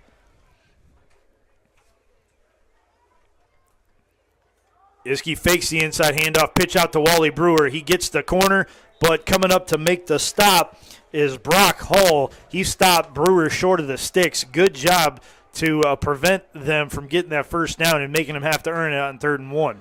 And credit that the yardage on that play to lineman number 72, Jake Harden, who did a great job there of pinning down Sam Groff, who's been making a lot of tackles for this Yellow Jackets defense, pins him down and springs his running back forward for a gain that makes this 3rd and manageable. 3rd and 1 now from the Yellow Jacket 39-yard line. We're a minute into the third quarter. Iskey with the ball. He pitches it to Brewer. Brewer was wrapped up in the backfield but got away from the tackle attempt of Tyler Burdorf and dove forward for the first down yardage. He didn't get it by much, but he got it by enough. Yeah, maybe if that first tackle attempt was made by Tyler Burdorf, may not have been a first down, but does a great job of making the first tackler miss. But it is brought down eventually by, I believe, Andy Schultz on the play. So defensive lineman never giving up on the play, and he makes the stop for the Yellow Jackets. It was a modest gain of 1 yard, but 1 is what they needed. And now Capital gets a first and 10 from BW's 38. Iskey takes the snap, pitches it out to Brewer again. Brewer looking to get the corner. Jackets stretch him out a little bit. He plows forward for a gain of 2 yards, but really didn't get the corner on that as the Yellow Jackets had 4 defenders in front of them. They sniffed out that outside pitch very well and had a limited gain. And a great job there by those perimeter defenders doing more of what I talked about and maintaining that edge and containing. Howard Dover does a good job of using the sideline as a defender, making the running back stay where he needs to be, and Groff comes down while he's thinking to make a decision and makes the tackle. 2nd and 8 now for the Crusaders. Ball on the Yellow Jacket 36.5, 37-yard line. Iskey takes the snap, inside dive. It goes again to Lyle, and he bowls his way through the interior defensive tackles for the Yellow Jackets for a modest gain down to about the 31, so another 6 yards. And now you're starting to see why these guys pick up 6 yards a chunk. And they may not have those explosive plays, those 30-yard runs, but if you consistently pound out 6, 7, 8 yards a gain, that's where you start to make some hay. And a different carrier every play, being able to get your breath, get your blow between plays. We'll see what happens here on third down. 3rd and 3 now for the Crusaders. They send a man in motion. Handoff goes inside to Lyle. He coughs it up, and the Jackets say they have it. We'll wait for the official signal. It'll be a huge stop for the Jackets if they could get the turnover. They've got it. And they do have it. 1st down and 10 for the Baldwin Wallace Yellow Jackets on their own 32-yard line and bringing the ball to the sideline in celebration. After that is, you guessed it, defensive end Andy Schultz. Monster game for him here today, and that's a great job of getting down to that pile and grabbing that ball. As if only I could explain to you the things that happen at the bottom of that dog pile. Great job there of grabbing that out and setting up the Yellow Jackets offense here on the 31-yard line. 1st and 10 for the Jackets, 11:56 to go here in the 3rd quarter. Meglin at quarterback. He's got Smith flanking him on the left side. Handoff goes inside to Smith. Fake handoff, and now Meglin runs to the 50. He's now down to the 45, makes another move, and he gets to the 40-yard line. We say Capital's tricky at handing off the ball, but clearly BW can get in on the act too. And that all starts from Meglin on every play. Even if the running back doesn't have the ball, he's carrying out his fake on pass plays, carrying out the run fakes. And on that play right there, looks like a standard fake, but Meglin pushes up that left side of the ball, which we've seen so often. Josh Lane and Alex Kurtz over there opening it up, bringing up a 1st down again for the Yellow Jackets. Blake is the back in the backfield with Meglin. Meglin signals to his wide receivers to play.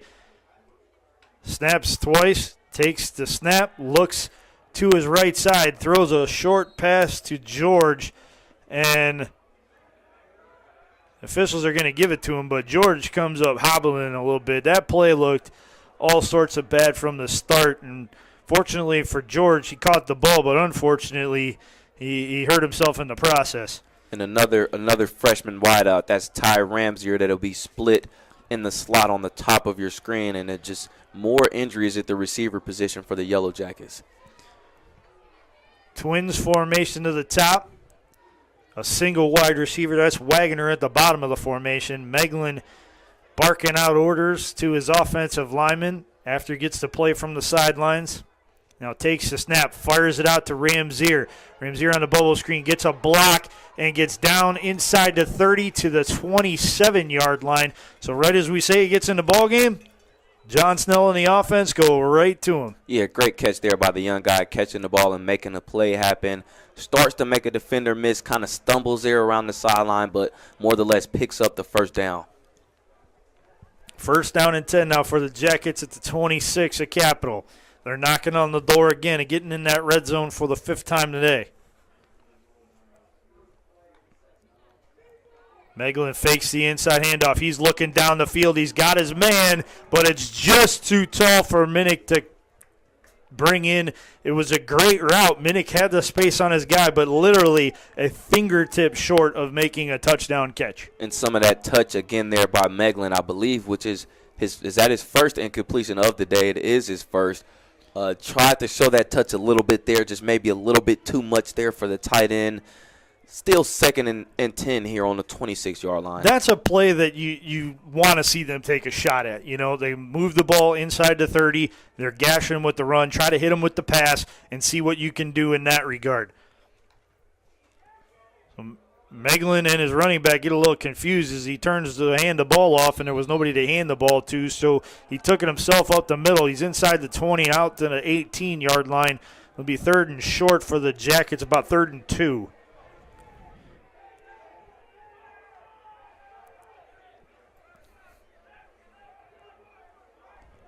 .9:40 and counting left in the 3rd quarter. Looks like the Yellow Jackets send in a last-minute substitution as Minnick is back in the ball game. I know they've got all sorts of movement going on in terms of reshuffling that formation. Twins set of receivers to the bottom of the formation, one out top, Wagner and Ramsier in the slot on the right side. Meglin takes the snap, fakes the handoff. He's going to flare it to Minnick. Minnick down to the 15, now to the 10. He's ridden out of bounds. to the 9-yard line, and that's a Yellow Jacket first down, 1st and goal for BW. And on that last play, they were trying to get some of that rush tempo that we see them going to here, but did have to shuffle their personnel, didn't have the right guys on the field, but great result on that play. Waggle play, roll out right, hits Minnick, and that's a sure thing for the first down for the Yellow Jackets. Well, Meglin and the offense now sit with a 1st and goal at the 9. 8:48 and counting the play in this third quarter.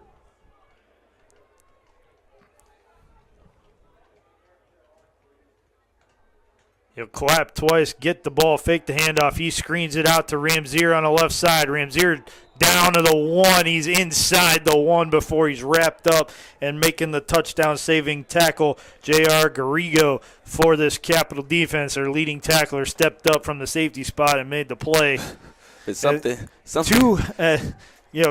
I don't know if you may have saw it better than I did, but I believe their helmets were caught with each other's maybe. There was a linebacker for Capital and a wide receiver for BW who must have butted heads on the play inadvertently, and their face masks got intertwined. They had to both remove their helmets and smack them against the ground a couple times before they could get the players separated. So now BW will go 2nd and goal, and they're direct snapping it. It goes to Blake. He plows his way across the goal line for a Yellow Jacket touchdown. Meglin, I dare to say he's not off the field too very often for this Yellow Jacket offense, but he was on that play. Direct snap worked. 10 guys bunched in the box, and then a straight-ahead run by Blake for the Yellow Jacket touchdown. And that's their power formation that they go to on the goal line. A lot of that wildcat, something that we haven't seen a lot today, but something that we have seen them go to in the past. Simonis will be on to attempt the extra point, and it's good. 35-6. Baldwin Wallace leads Capital with 8:11 left to play here in the third quarter. Well, another update on Jordan Leverett. He is in street clothes on the sideline, no longer is dressed in the uniform. So his day will be finished here today. You will see a lot more of Ty Ramsier, the freshman, number 88. And as you mentioned, the depth at the receiver position for Baldwin Wallace, these injuries that they're having to Trevor George and Jordan Leverett don't even seem to pose a problem to this offense. Well, they don't pose a problem today. Next week and the week after, that's when your depth could come into question, when you've got Mount Union down at their field in Alliance, and then you have Heidelberg here in 2 weeks' time for Senior Day. You're going to need some depth if you hope to hold on to that potential playoff spot. But before the Yellow Jackets can start talking about the P word, they have to finish off today. They're off to a great start, though, with a 29-point advantage, 35-6 with 8:11 to go here in the third quarter. Running up to take the ball for Capital is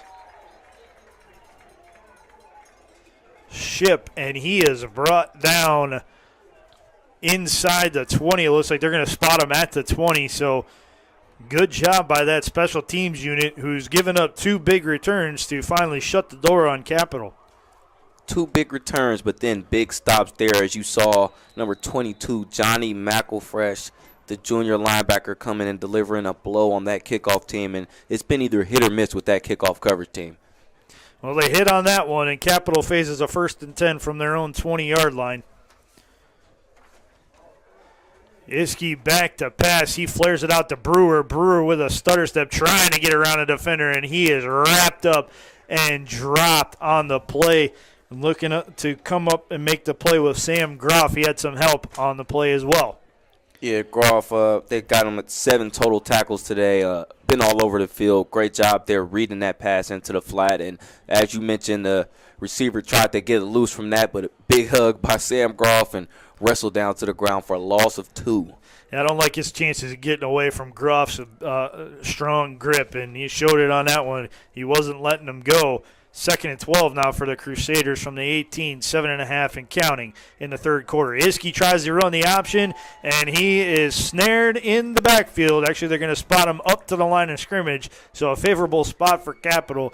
as they almost lost yardage again on that play, and pretty much everybody along the defensive line and maybe one outside linebacker sniffed out that play and had a hand in that tackle. Oh, yeah, assisted tackles for everybody there on that play as the quarterback.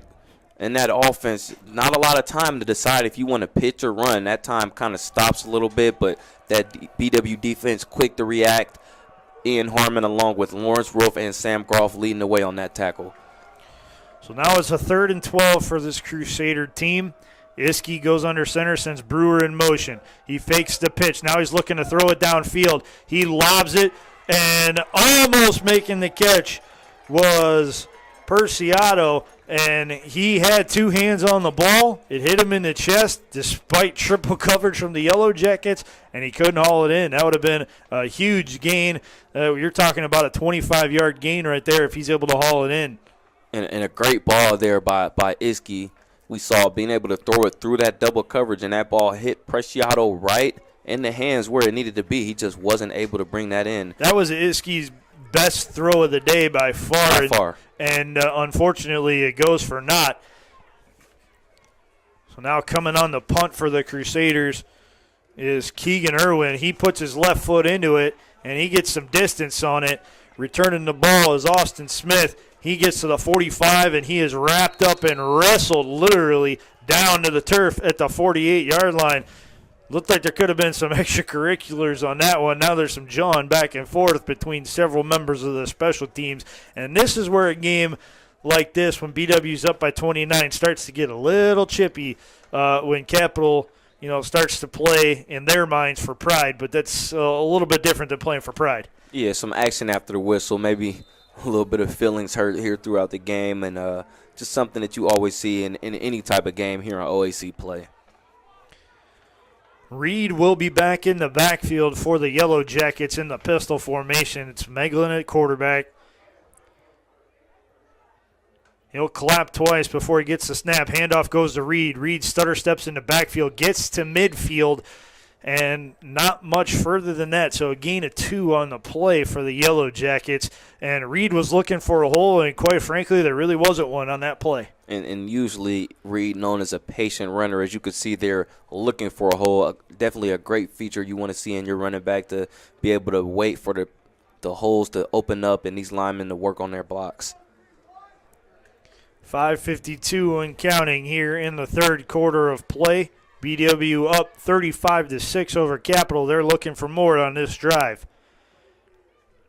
On Meglin's first clap, Reed joins him on the right side, and Reed will take the fake handoff and draw the defense's attention while Meglin scoots to the outside, gets first down yardage and more as he's run out of bounds at Capital's 40-yard line. That play fake works great when you have a productive back like Reed, and the defense reacts with linebackers and linemen all converging on him, and then Meglin sees a hole to the right side and goes to daylight.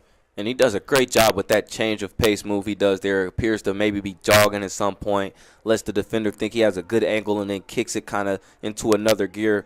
That move being able to spring him for that first down gain. It's a nice option when you have a quarterback that has an extra gear and he's not running full steam from the start, but also has that change of pace ability.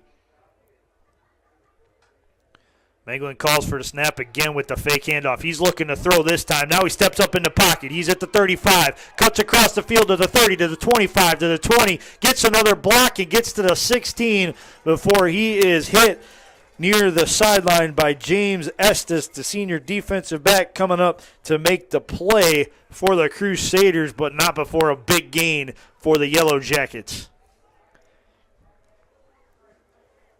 They're inside the red zone again now, 1st and 10 from the 17-yard line of Capital.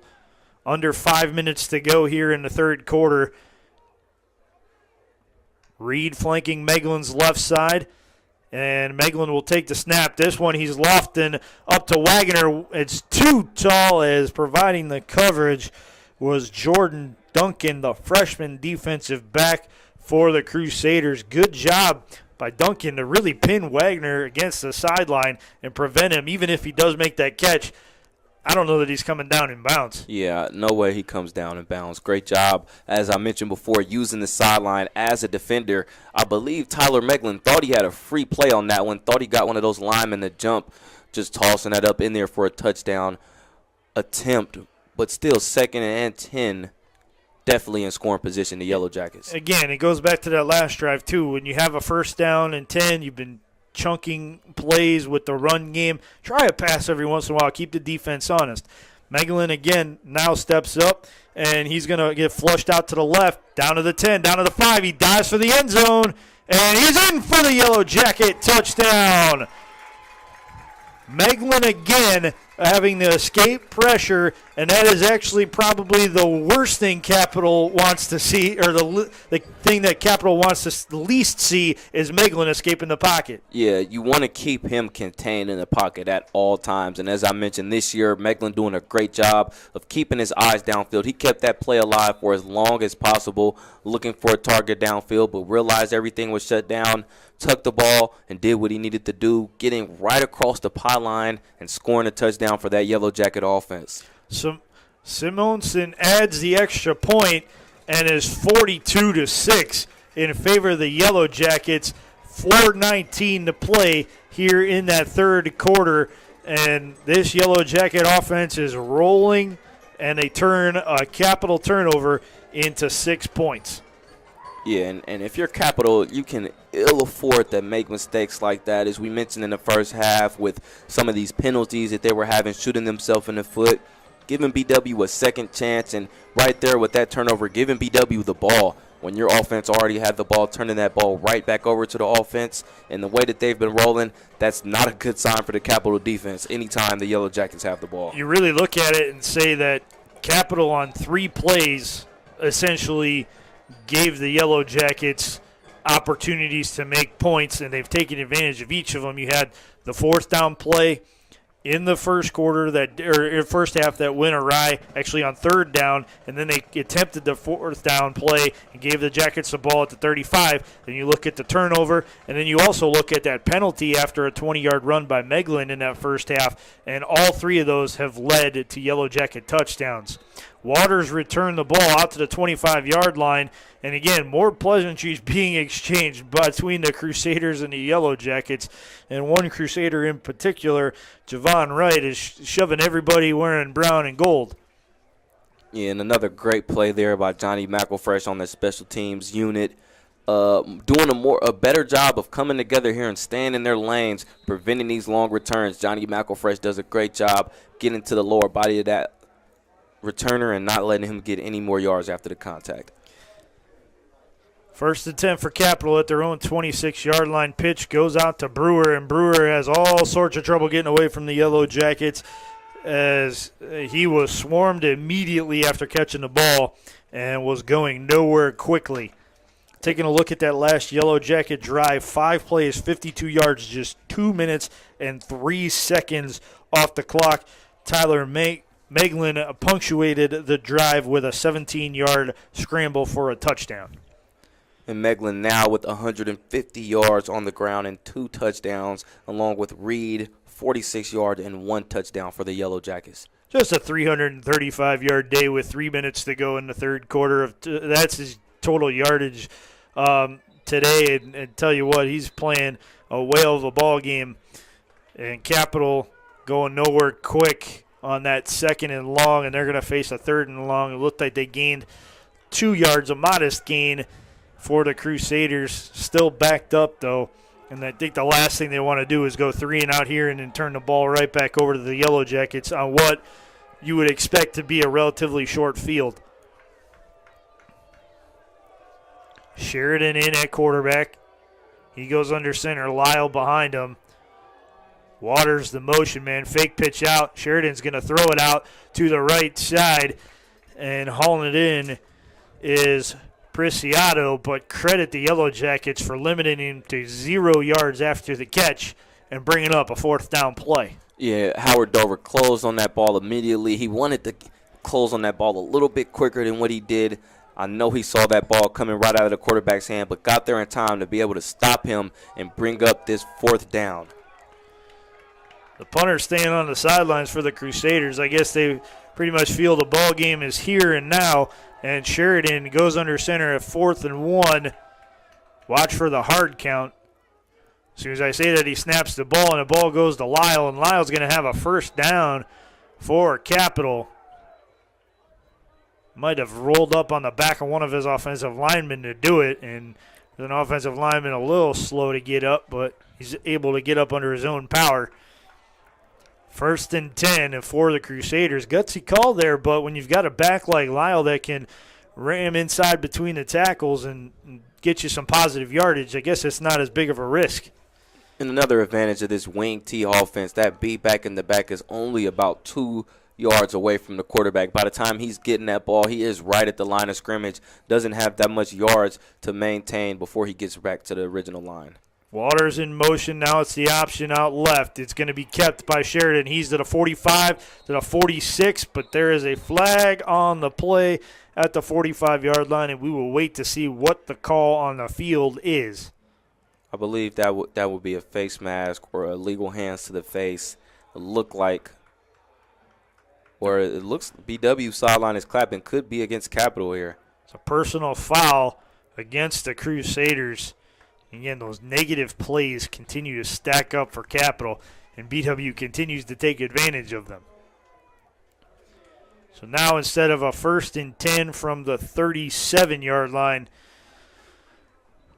you've got a potentially 1st and 25 here. Actually, no, they're going to mark it from the spot of the foul, so that saves Capital a few yards, but not many. 1st and 17 now from the 30.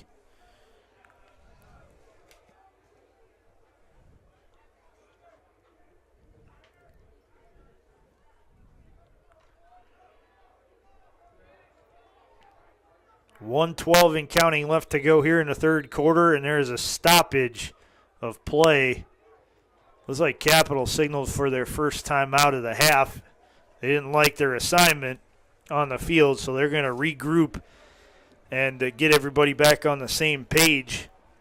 And you look at the statistics again, the scoreboard isn't really indicative of just how much Capital has done in their regard. They have held the time of possession battle, but the problem is of their 38 plays, they've resulted in only 182 yards. The Yellow Jackets, 40 plays, 424 yards. So they're averaging about 10 yards per play, a little bit better than 10 yards a play.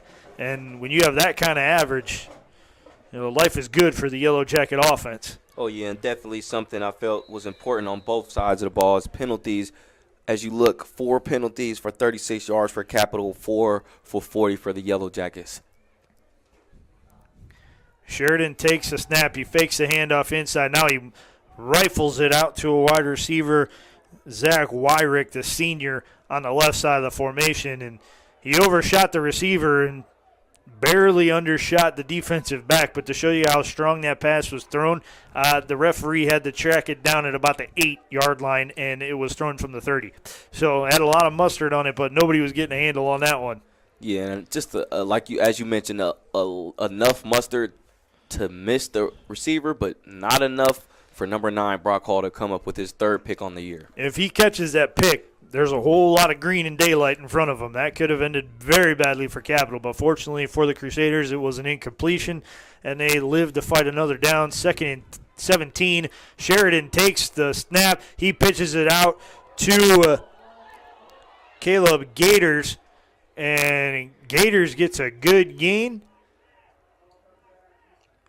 He lost the ball. But he lost the ball, and it went out of bounds, and by rule, if it goes out of bounds last touch by an offensive player, it's spotted from where the fumble occurred, not where it went out of bounds. So they will have a 3rd and 9 now from the 38-yard line. Under a minute to play here in the third quarter.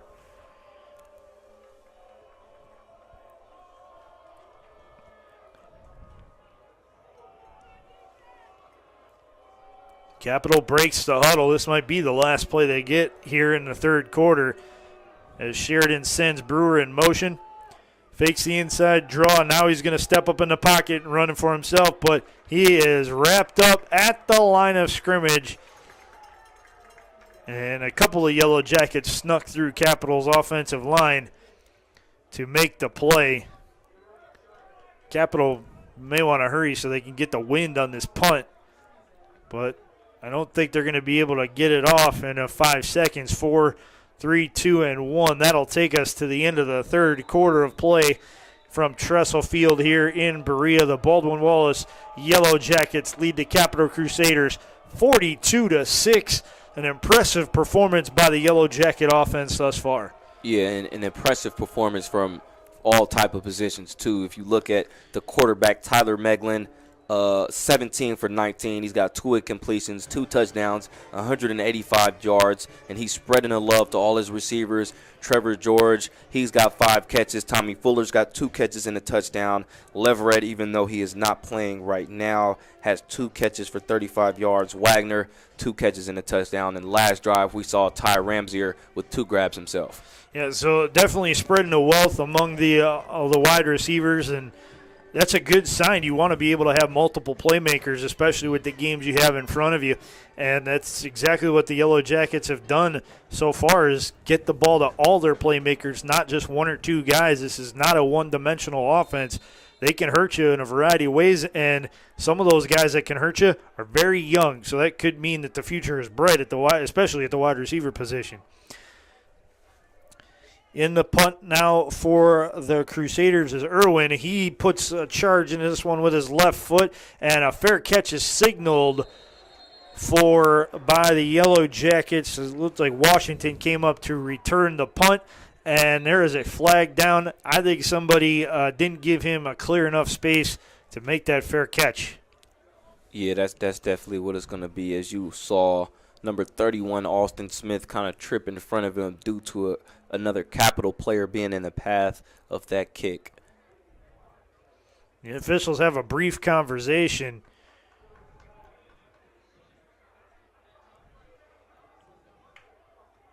And now they spot the ball back at the 30-yard line.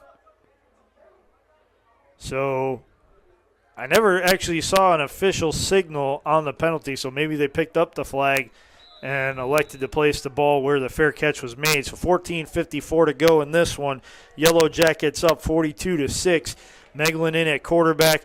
He hands off. Inside it goes to Austin Smith, and Smith is out past the 40-yard line. First down at yardage for the Yellow Jackets. And more hard running towards that left side of the ball. Great job there to hit that hole straight on and pick up that first down.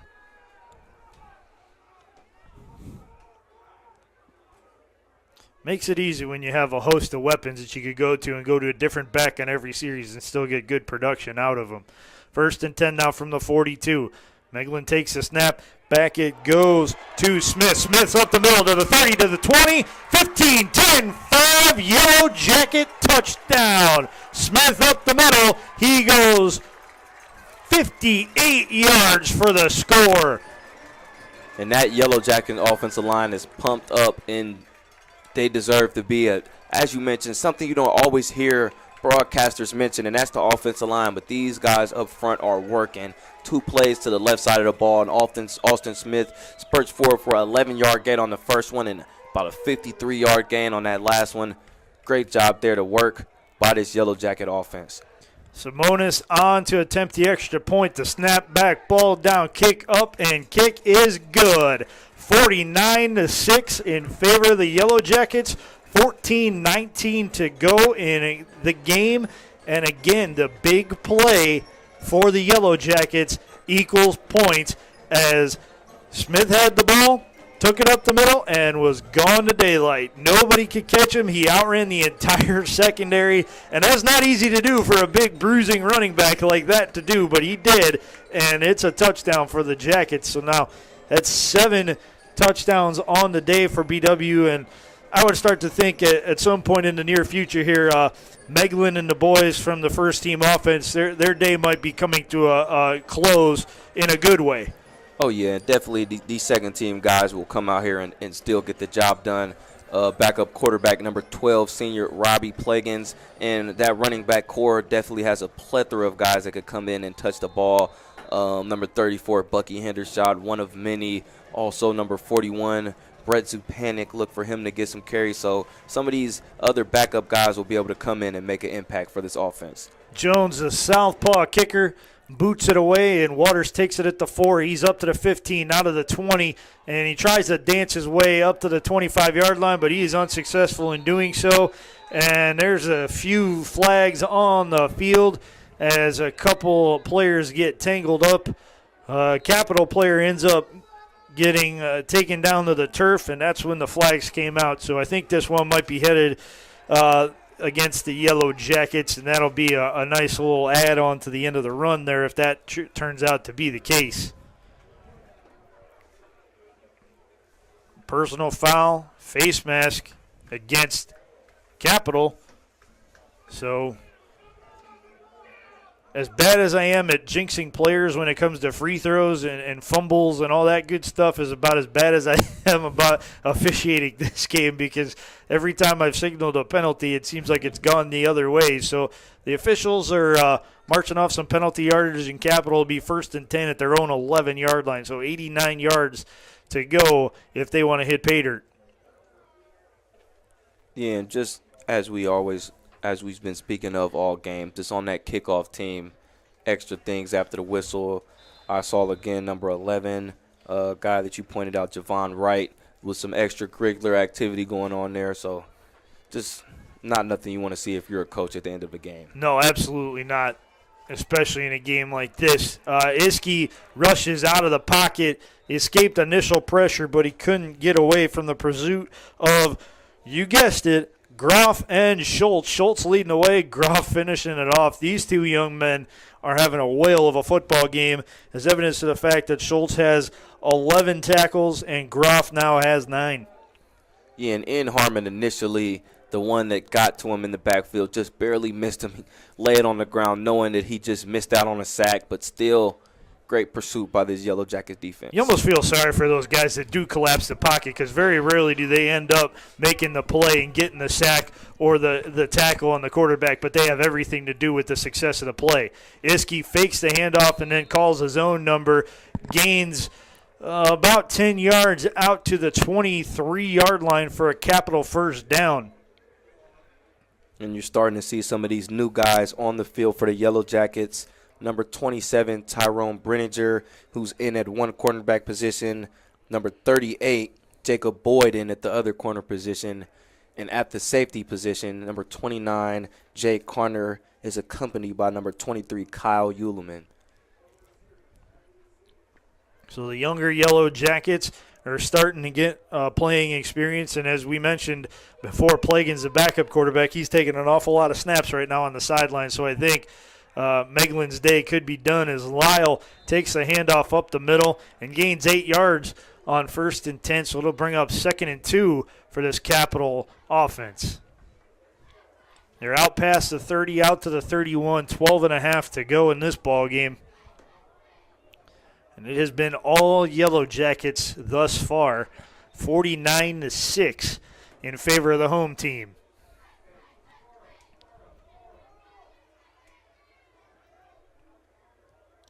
Iskey calls for the snap, hands off to Lyle, and Lyle gains first down yardage, gets about 3, needed 2, so it's another Capital first down. And those are the two young defensive tackles on the stop, Anton Richardson and Sharkeen Bonaparte, part of that second wave of that defensive line, and doing such a great job of getting penetration on the quarterback on his pass attempts and just stuffing up that run up the middle by Lyle. You know, it's nice to see these second-team guys not only get in but make plays, because they do work just as hard as the starters do. So some of them are younger and some of them have less experience than others. Now they're getting after Iskey, and they flush him from the pocket. He ducks his shoulder, but he is wrapped up and taken down on the play by Jacob Boyd, the freshman cornerback out of Kirtland. Comes up off a wide receiver and makes the play on Iskey. Yeah, more pressure there in the backfield by that defensive line, flushing him out of the pocket, and cornerback comes down and makes a nice play, delivering the hit. Number 48, Tyler Burdoff, comes on the back end to clean it up. 2nd and 7 now Approaching the 11-minute mark here in the fourth quarter, rather. Iskey fakes the pitch out right, rolls to his left, throws it down the field. It's completed into Yellow Jacket territory. Hauling in the pass, Zach Wyrick, the senior wide receiver out of West Liberty, Ohio. Yeah, and it took him 2 times to catch that, bobbled that pass a little bit. I don't know if you guys can see that on your screen, but definitely from up here I saw the bobble. Great job of catching that. It takes concentration to be able to catch a ball the second time there. And that route that you see on the outside every time is a comeback when he makes that play-action fake and a rare pass for this Capital offense. Tell you what, Iskey has done a much better job passing the ball here in the second half. When you get him out of the pocket, he looks a lot more comfortable than he does actually in the pocket. Iskey will fake the handoff inside. He pitches it out to Brewer. Brewer looking for a block on the edge. He runs right into the tackle as Sean Niswitz, the outside linebacker, comes up and makes the stop. Niswitz was originally blocked by a wide receiver, but Brewer literally ran right into the tackle. Yeah, ran right into him. I guess depending on his receiver, thinking he was going to hold that block, Niswitz got just enough of the edge around the receiver to just be able to take the runner down. Ball carrier already basically to the ground when Niswitz got to him. A modest 2-yard gain on a play that looked like it could have gone for a lot more for Capital. 2nd and 8 from the BW 45-yard line. Iskey under center. He takes a snap. He's looking for a wide receiver on the right side of the formation. He finds him. It is Jackson Marset. He catches the ball in bounce at the 40-yard line. And he'll be roughly 3 yards short, 2.5 yards short of the first down. So 3rd and short now for this Crusader team. Time for this Yellow Jacket defense to see if they can get off the field here. But it's probably more than likely it's going to take them 2 plays to do it, especially with the score being what it is. I doubt Capital is going to elect to punt it away. Iskey with Lyle in the backfield and 2 wings, 1 on either side. He sends Waters in motion, handoff to Lyle up the middle to the 35, down to the 32-yard line, bowling his way forward again for another chunk gain of about 5 and a first down for the Crusaders. And just more of that up the middle run by Lyle at that B-back position is just such a quick handoff from the quarterback to the running back. It's just so hard to see back there for those linebackers. But BW has been doing a good job of keeping that in check today. You know, looking at this Capital team, their main 2 quarterbacks, Sheridan and Iskey, sophomores. And then you look at Lyle, who's their main back. He's a sophomore as well. So you give them a couple more years in this offense, and they could have it really rolling. But right now they've been struggling pretty much all day against this defense, and that's another example as Iskey rolls out to his left, and he gains a yard before he is swarmed at the 31-yard line of BW. 2nd and 9 now for this Capital offense. And again, BW, even with that second unit in there, is still getting good penetration, flushing the quarterback out of the pocket. And not only are they doing that, but they're also holding contain on the outside more than they're giving up, which is key because when you flush a quarterback out of the pocket, you have to make sure you keep contained. Capital hasn't done it. Megalin's taken advantage with some long runs, including a couple of touchdowns. BW has, and has kept Capital out of the end zone thus far. Iskey drops back to pass. He's going to flare it out to the back. Caleb Gators catches the ball, and he is upended at the 28-yard line. So modest gain again, and it'll be third and roughly 6 to go here for the Crusaders. And that quarterback paid for that pass on the back end. Jake Maurer comes on to the blind side and delivers a nice blow to the quarterback. Still completes the pass, but just that pressure from the backside, forcing him to hit his rush route in that flat pattern. 7 minutes now to go in the ball game here from Tressel Field. Baldwin Wallace leads Capital 49-6. Capital faces a 3rd down and 9 from BW's 29-yard line. Iskey under center with a wing on either side. And we have a timeout on the field as Capital signals for their 2nd timeout of the day. And while we have this time, we want to remind you that today's Yellow Jacket football game is being brought to you by Dan Andrews and Olympic Forest Products, a global recycling company. Domino's Pizza. Call us in Berea at 440-891-0030 or go online at www.domino's.com. The Oriole Cafe, a great place for sports, located at 294 North Rocky River Drive and less than 2 minutes from campus. The Hoffman Group, for all of your insurance and risk management needs. The Ohio Education Credit Union, gain the advantage. The Ohio Education Credit Union offers convenience, trust, and value. Build your future today. Medical Mutual of Ohio. Medical Mutual is a healthcare provider of Baldwin Wallace University, the Cleveland Clinic Sports Health Division, the healthcare provider of BW Athletics. Parkway Auto Care in Berea, Strongsville Express Tire and Auto Service, and in Montville. We serve the southwestern suburbs of Greater Cleveland. 3rd and 7 for the Crusaders. Iskey lofting it down the field. It goes. It's intercepted in the end zone for the Yellow Jackets. A great defensive play. Coming up with the stop was number 29, Jake Carner, the junior free safety out of Salem. He intercepted the ball. But there is a flag at the 6-yard line, and it looks like that pick is coming off the board. Disheartening right there for the Yellow Jackets. They force a turnover, but they get whistled for the pass interference penalty. That'll give Capital more yardage after being set up with a 1st and 10 from the BW 29. And before they could call that penalty, I was sitting here thinking in my head that may have been a little bit of pass interference, just not giving the receiver any room to continue to run and being cut off there at the top of the end zone. Well, that marks the ball to the Yellow Jacket 14-yard line. Capital knocking on the door now after the penalty. Take the turnover away and give them a 1st and 10 inside the red zone. Like you said, it was just a little bit, but it was enough for the officials to flag it. Iskey takes the snap. He's looking left. He throws it to the end zone, and it is caught for a touchdown. Capital gets into the end zone for the first time today. Making the play was Jake Skelton, the senior wide receiver out of Madison, Ohio. And talk about pass interference. That was definitely pass interference on the offensive side, just pushing off of the smaller corner, Tyrone Brenninger on the play.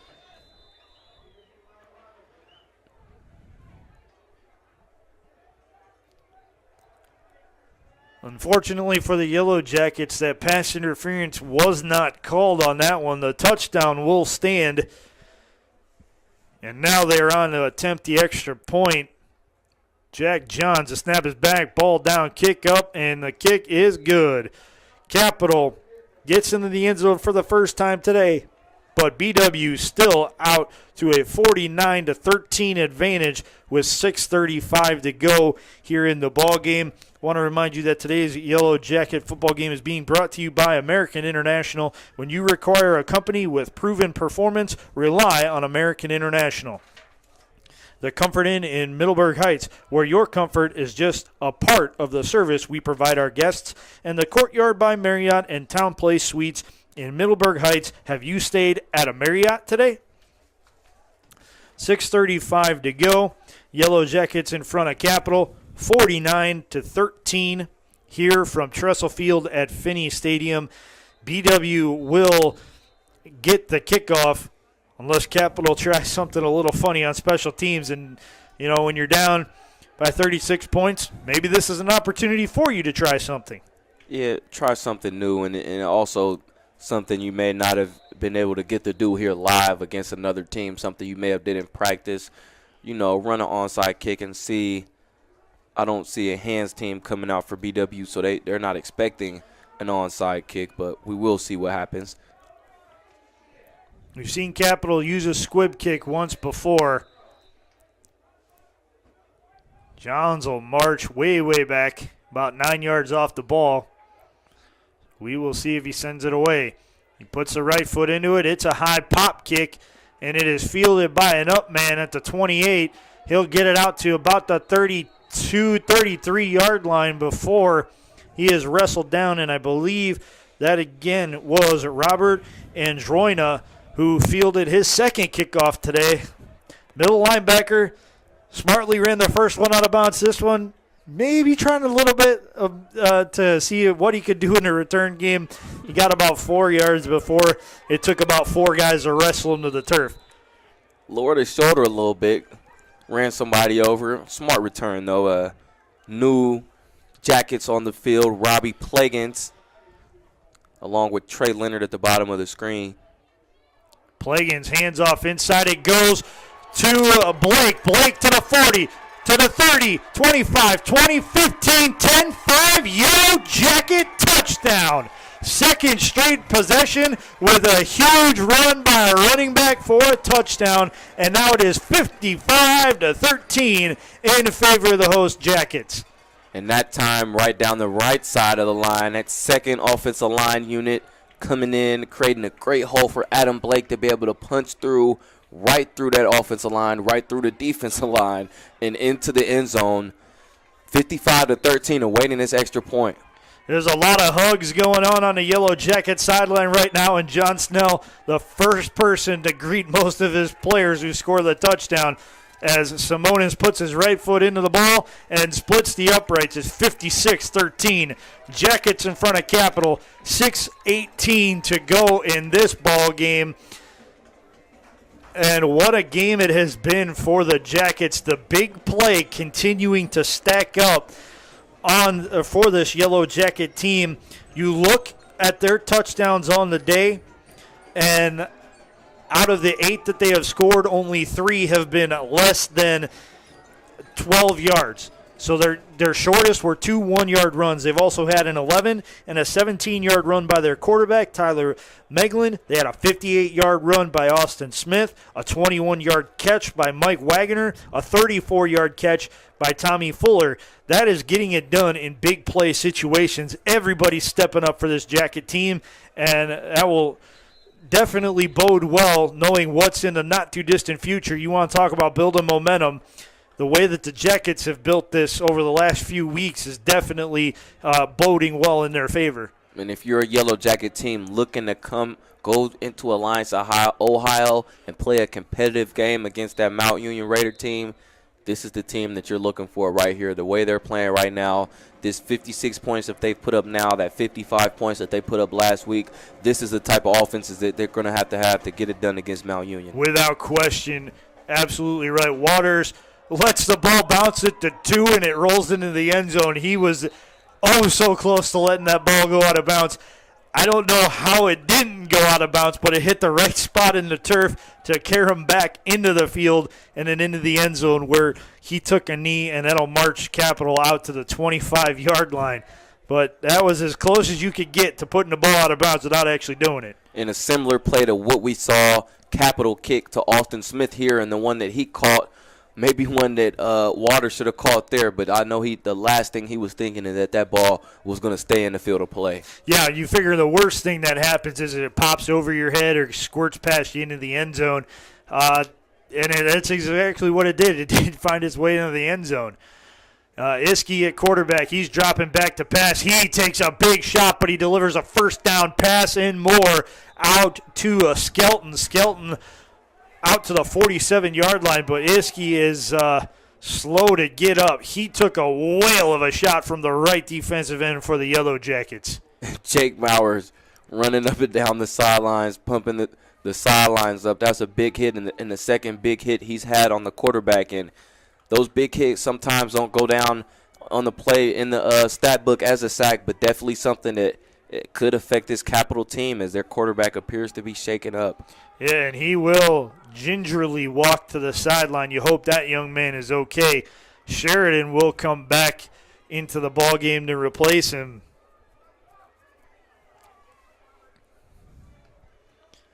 Sheridan with a 1st and 10 from his own 47-yard line. 6:08 to go in this game. He'll take the snap. He'll fire it out right, and it is caught for first down yardage and more by Eddie Preciado before he is wrapped up and taken down right at the sticks by a couple of Yellow Jacket defenders. Good job of limiting the yards after first contact on that play. And seeing more of a pass attack here by Capital, seeing some of their through the air action here, and not too bad looking through the air, if I may say, but second and short here, Capital is down 13-2-56. Yeah, the referees adjusted the spot of the ball, so it's now a 2nd and 1 rather than a 1st and 10. And Sheridan will go in a shotgun. He's going to roll out to his right. He lofts it down the middle of the field. He and Waters were not on the same page. That was an out route thrown by the quarterback, and that was a go route run by the running back. Looked like maybe it could have been a combination of out and up by the receiver maybe. I'm not quite sure what the miscommunication was there, but that ball perfectly underthrown, because if it was thrown a little bit more with a little bit more juice, number 23, Kyle Uleman, has an interception on his hands. Sheridan with the ball now, 3rd and 1 from the 44 of the Yellow Jackets. He'll hand off inside to Lyle. Lyle inside the 40 now, first down yardage, and there's a flag that comes in way late. It's a face mask initial signal by the back judge, and pretty good throw by the back judge. He got that flag to go about 30 yards. And it is a face mask on the Yellow Jackets, so you can tack on a few extra yards on the end of that run, and that should put Capital on the doorstep of the red zone. More penalties here in this game. Definitely not something that's kept BW from obtaining this lead, but definitely nothing that you want to see if you're a coaching staff here for your team. And you definitely don't want to see penalties spoil what was an otherwise great afternoon of football for you. 1st and 10 now from the 24-yard line of BW. Capital with 4:57 and counting, looking to punch it in for another 6 points after they were successful in finding pay dirt for the first time on their last drive. Sheridan with the inside draw. It goes, and the running back gains about 3 before he is taken down by the Yellow Jackets defense.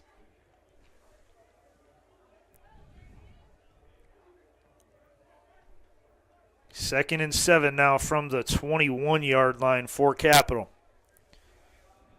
Want to remind everybody while we have this time, the Yellow Jacket women's and men's basketball teams open their 2015-2016 home schedule on Tuesday, November 17th, when they host a doubleheader against crosstown rival Case Western Reserve University. The women play at 6 o'clock, and the men are scheduled for an 8 o'clock tip-off. Sheridan takes the snap. He's looking to pass. He throws it right. It is caught by Zach Wyrick, and he pretty much had to wrestle that ball away from one of the defensive backs for the Yellow Jackets. Good effort on both sides of the ball, and it looked like providing the coverage was Brenninger, the junior cornerback. Yeah, and a better ball that we've seen from these Capital quarterbacks, squeezing that ball into a tight place.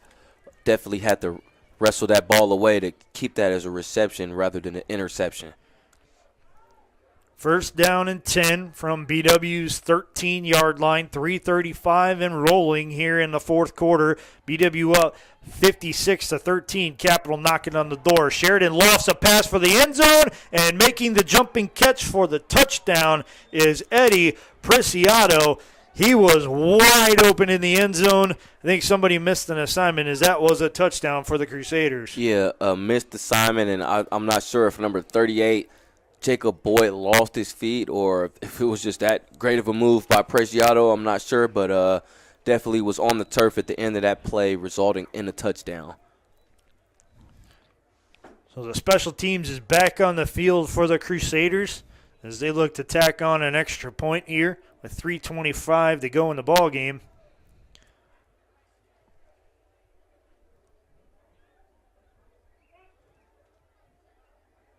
The snap is back, the ball is down, the kick is up, and it is good as it splits the uprights. 56-20, BW leads Capital with 3:25 to go here from Tressel Field.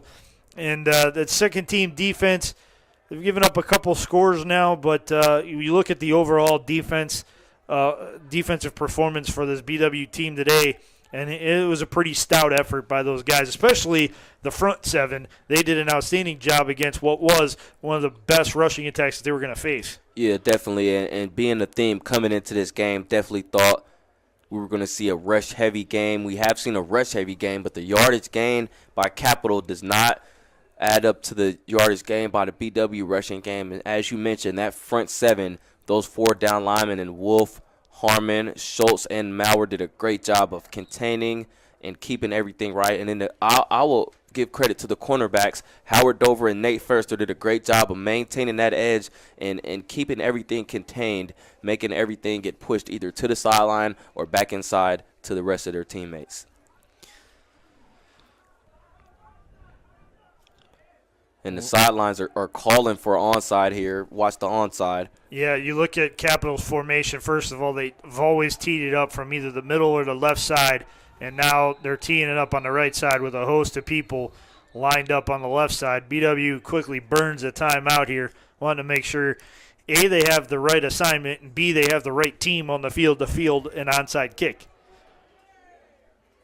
And I believe that the hands team will come onto the field. They'll get more skilled position guys on that front line, get some receivers. Your backup tight ends, anybody who gets the ball on a normal basis will be on the field now for the Jackets to await this potential onside kick.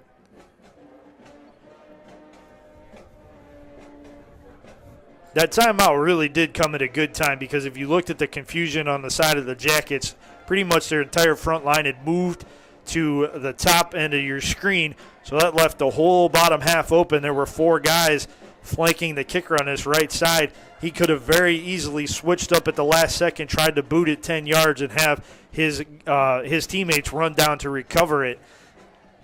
So I think it was a wise timeout right there by John Snell. He wanted to make sure that everybody knew what was going on and what the right assignments were. And that you see the skill guys at the top of your screen there, Stein, Watts, Washington, Wagner, along with Fuller and Dover.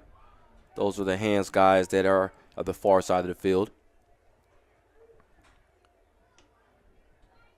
Onside kick gets popped up and a fair catch is signaled for, but dropped as Steinwachs dropped the ball and Capital recovers at the Yellow Jacket 48-yard line. And a smart decision to fair catch that ball when it was popped up like that, but got to do the second part and the important part, and that's catching the ball. And that's exactly what Coach Snell is trying to tell him right now. He's marching down the sidelines. He expressed a little frustration there because it was an opportunity for the Yellow Jackets to potentially get the ball and maybe run out this clock here. But with 3:24 to play, Capital has possession of the ball at BW's 48-yard line. So the BW defense, which has given up touchdowns on back-to-back possessions, goes right back to work. And Capital switched quarterbacks again as they go to Connor McLeod.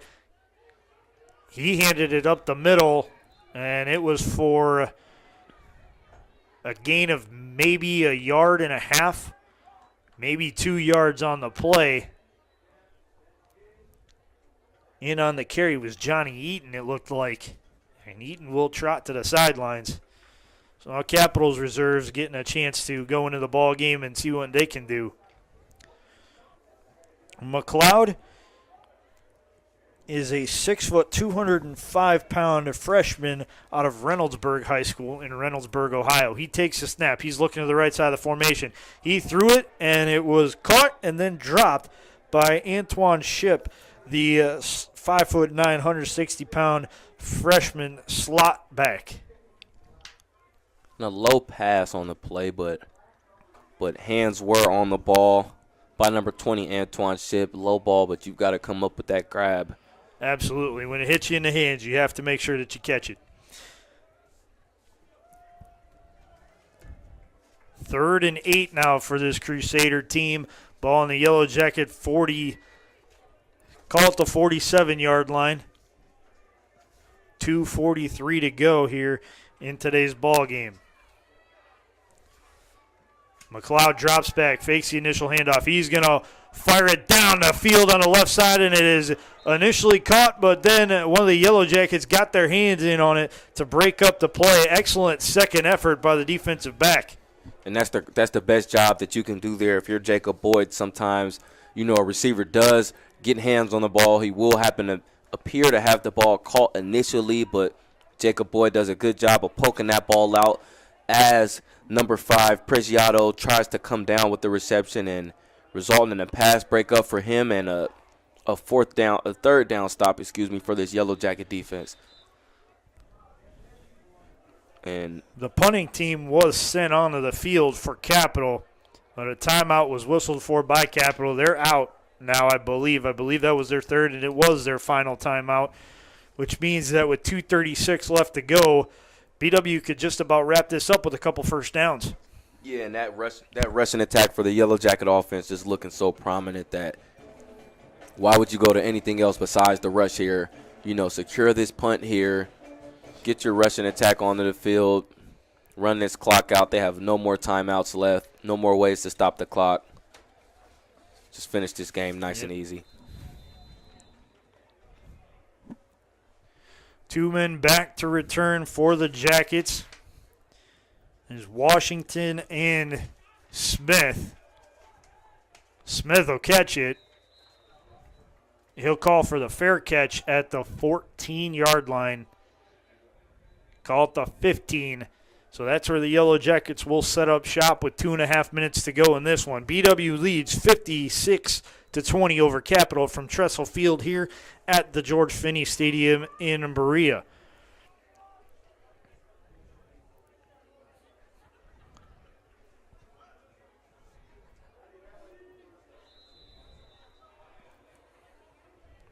Robbie Plagans comes back in at quarterback for the Yellow Jackets. He'll call for the snap, and he'll hand off. Up the middle it goes. It looked like Blake was the running back on that play. He'll push the ball out to 17, call it the 18, so it's 2nd down and 7 now for this Jackets team. Into the ball game for the Jackets at running back is sophomore Bucky Hendershot.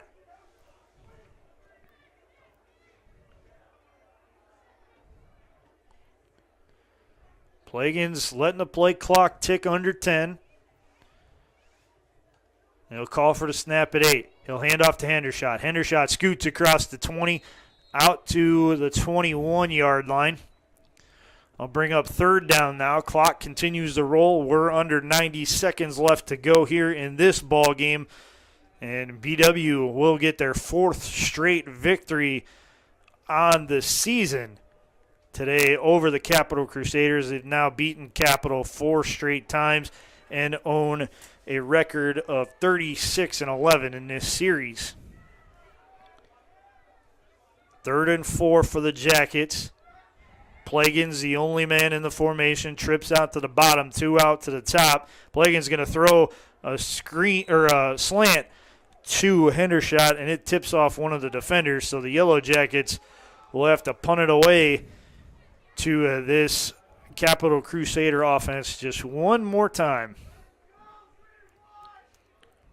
1:03 left to go here in the ball game.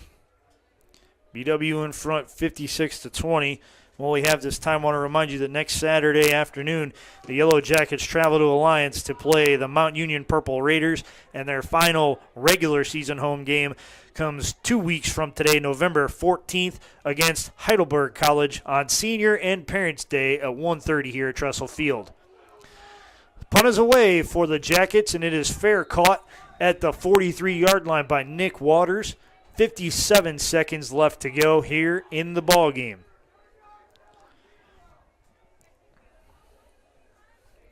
Last night at the BW Natatorium, the BW swimmers and divers competed against Bethany College of West Virginia as well as Ursuline. The BW men won against Bethany, and the women defeated both Bethany and NCAA Division II school Ursuline. Congratulations to the BW swimmers and divers. Also later today, the men's soccer team is playing its final game of the season, and good luck to the Yellow Jackets as they close out the 2015 campaign. McLeod will take it himself. He's past the 45, out to the 50, in the Yellow Jacket territory. The pile keeps getting pushed out to the 47-yard line of BW. Up near a first down. Capital can't stop the clock. It continues to roll. We're under 40 seconds now left to go in this game. And as this clock ticks out, just a great performance by that first-team lineup of the BW defense along with the first-team offense, and the battle was won in the trenches with the offensive defensive line for this Yellow Jackets. Yep, the big boys up front on both ends of the line of scrimmage doing the job today and getting it done for the Yellow Jackets. 18 seconds to go. McLeod takes the snap. He's rolling out to his right. Now he's going to loft it down the field. It goes, and it is going to be incomplete as it tips off the hands of Ship. The field judge called it incomplete, and the Yellow Jacket sideline is upset about something. Somebody wearing the white and purple had something to say to a Yellow Jacket. It may have been more than just words, too. Yeah, you never want to see that at the end of a game. Never. And a call that he's wishing to get called, it really doesn't make a difference. I mean, you're asking for that pass interference call with 9 seconds remaining in the game here, just not very sportsmanlike. So McLeod will go under center. 9 seconds showing on the clock. Man goes in motion. He'll hand it up the middle now. It goes to number 32, Tyler O'Keefe. O'Keefe gets first down yardage down to the Yellow Jacket 36-yard line. 3 seconds left to go. That should just about do it as some of the Capital Crusaders exchange high fives and fist bumps with the Yellow Jackets. And BW will get out of here with a 56-20 victory over the Capital Crusaders. And they take the momentum they built today here at Tressel Field at George Finnie Stadium. And they will take it to Alliance next week, where they will battle the undefeated Mount Union Purple Raiders, one of the highest rated teams in the country. BW will get their shot at the OAC's top dog in the Mount Union Purple Raiders. And hopefully BW can use this week to get back healthy. Both your starting wideouts are out with Brian Cook and Tyler Wolf, one of your better playmakers in Jordan Leverett. We saw him go down today. Trevor George, another one of your wideouts that goes down. They did have younger guys that were able to step up here and make plays, but definitely want to hope for the health of their playmakers back for the Mount Union game. Oh, you absolutely want to hope that you go into that game as healthy as possible. It's hard enough to take on a quality team when you are healthy, and when you're not, it's even that much more difficult. You know, when you take a look at the final stats here from Tressel Field, it was all about BW today, and the big plays just continued to pile up for this Yellow Jacket team. They busted a couple 50-plus yard touchdown runs. They had a couple of really good passes from Tyler Meglin to his wide receivers. And you just have to tip your cap to the plan today because everything that was called from an offensive line standpoint, the execution doesn't get much better than that. When your backs are going for 50-plus, you can't beat it. Yeah, and offensive line, the unity of those guys up front. As I mentioned, you got four seniors up there. Guys have been playing together all along. So these are guys that's been doing this. They're just doing what they know, and that's sticking together and protecting their senior quarterback. Yeah, and when you protect a guy like Meglin, it's no wonder why he has the success that he has on any given day. Congratulations to Tyler for surpassing the 3,000 passing yard mark today. He came in needing 6. He got well above that. And also Isaac Reed III, the senior running back, one of the few 4-year lettermen on this team, he needed 27 yards to eclipse 2,000 career rushing yards, and he more than got that. Taking a look at the final stats, BW won the first down battle 24-20. They had 9 passing, 14 rushing, and 1 via the penalty. They converted 60% of their third downs.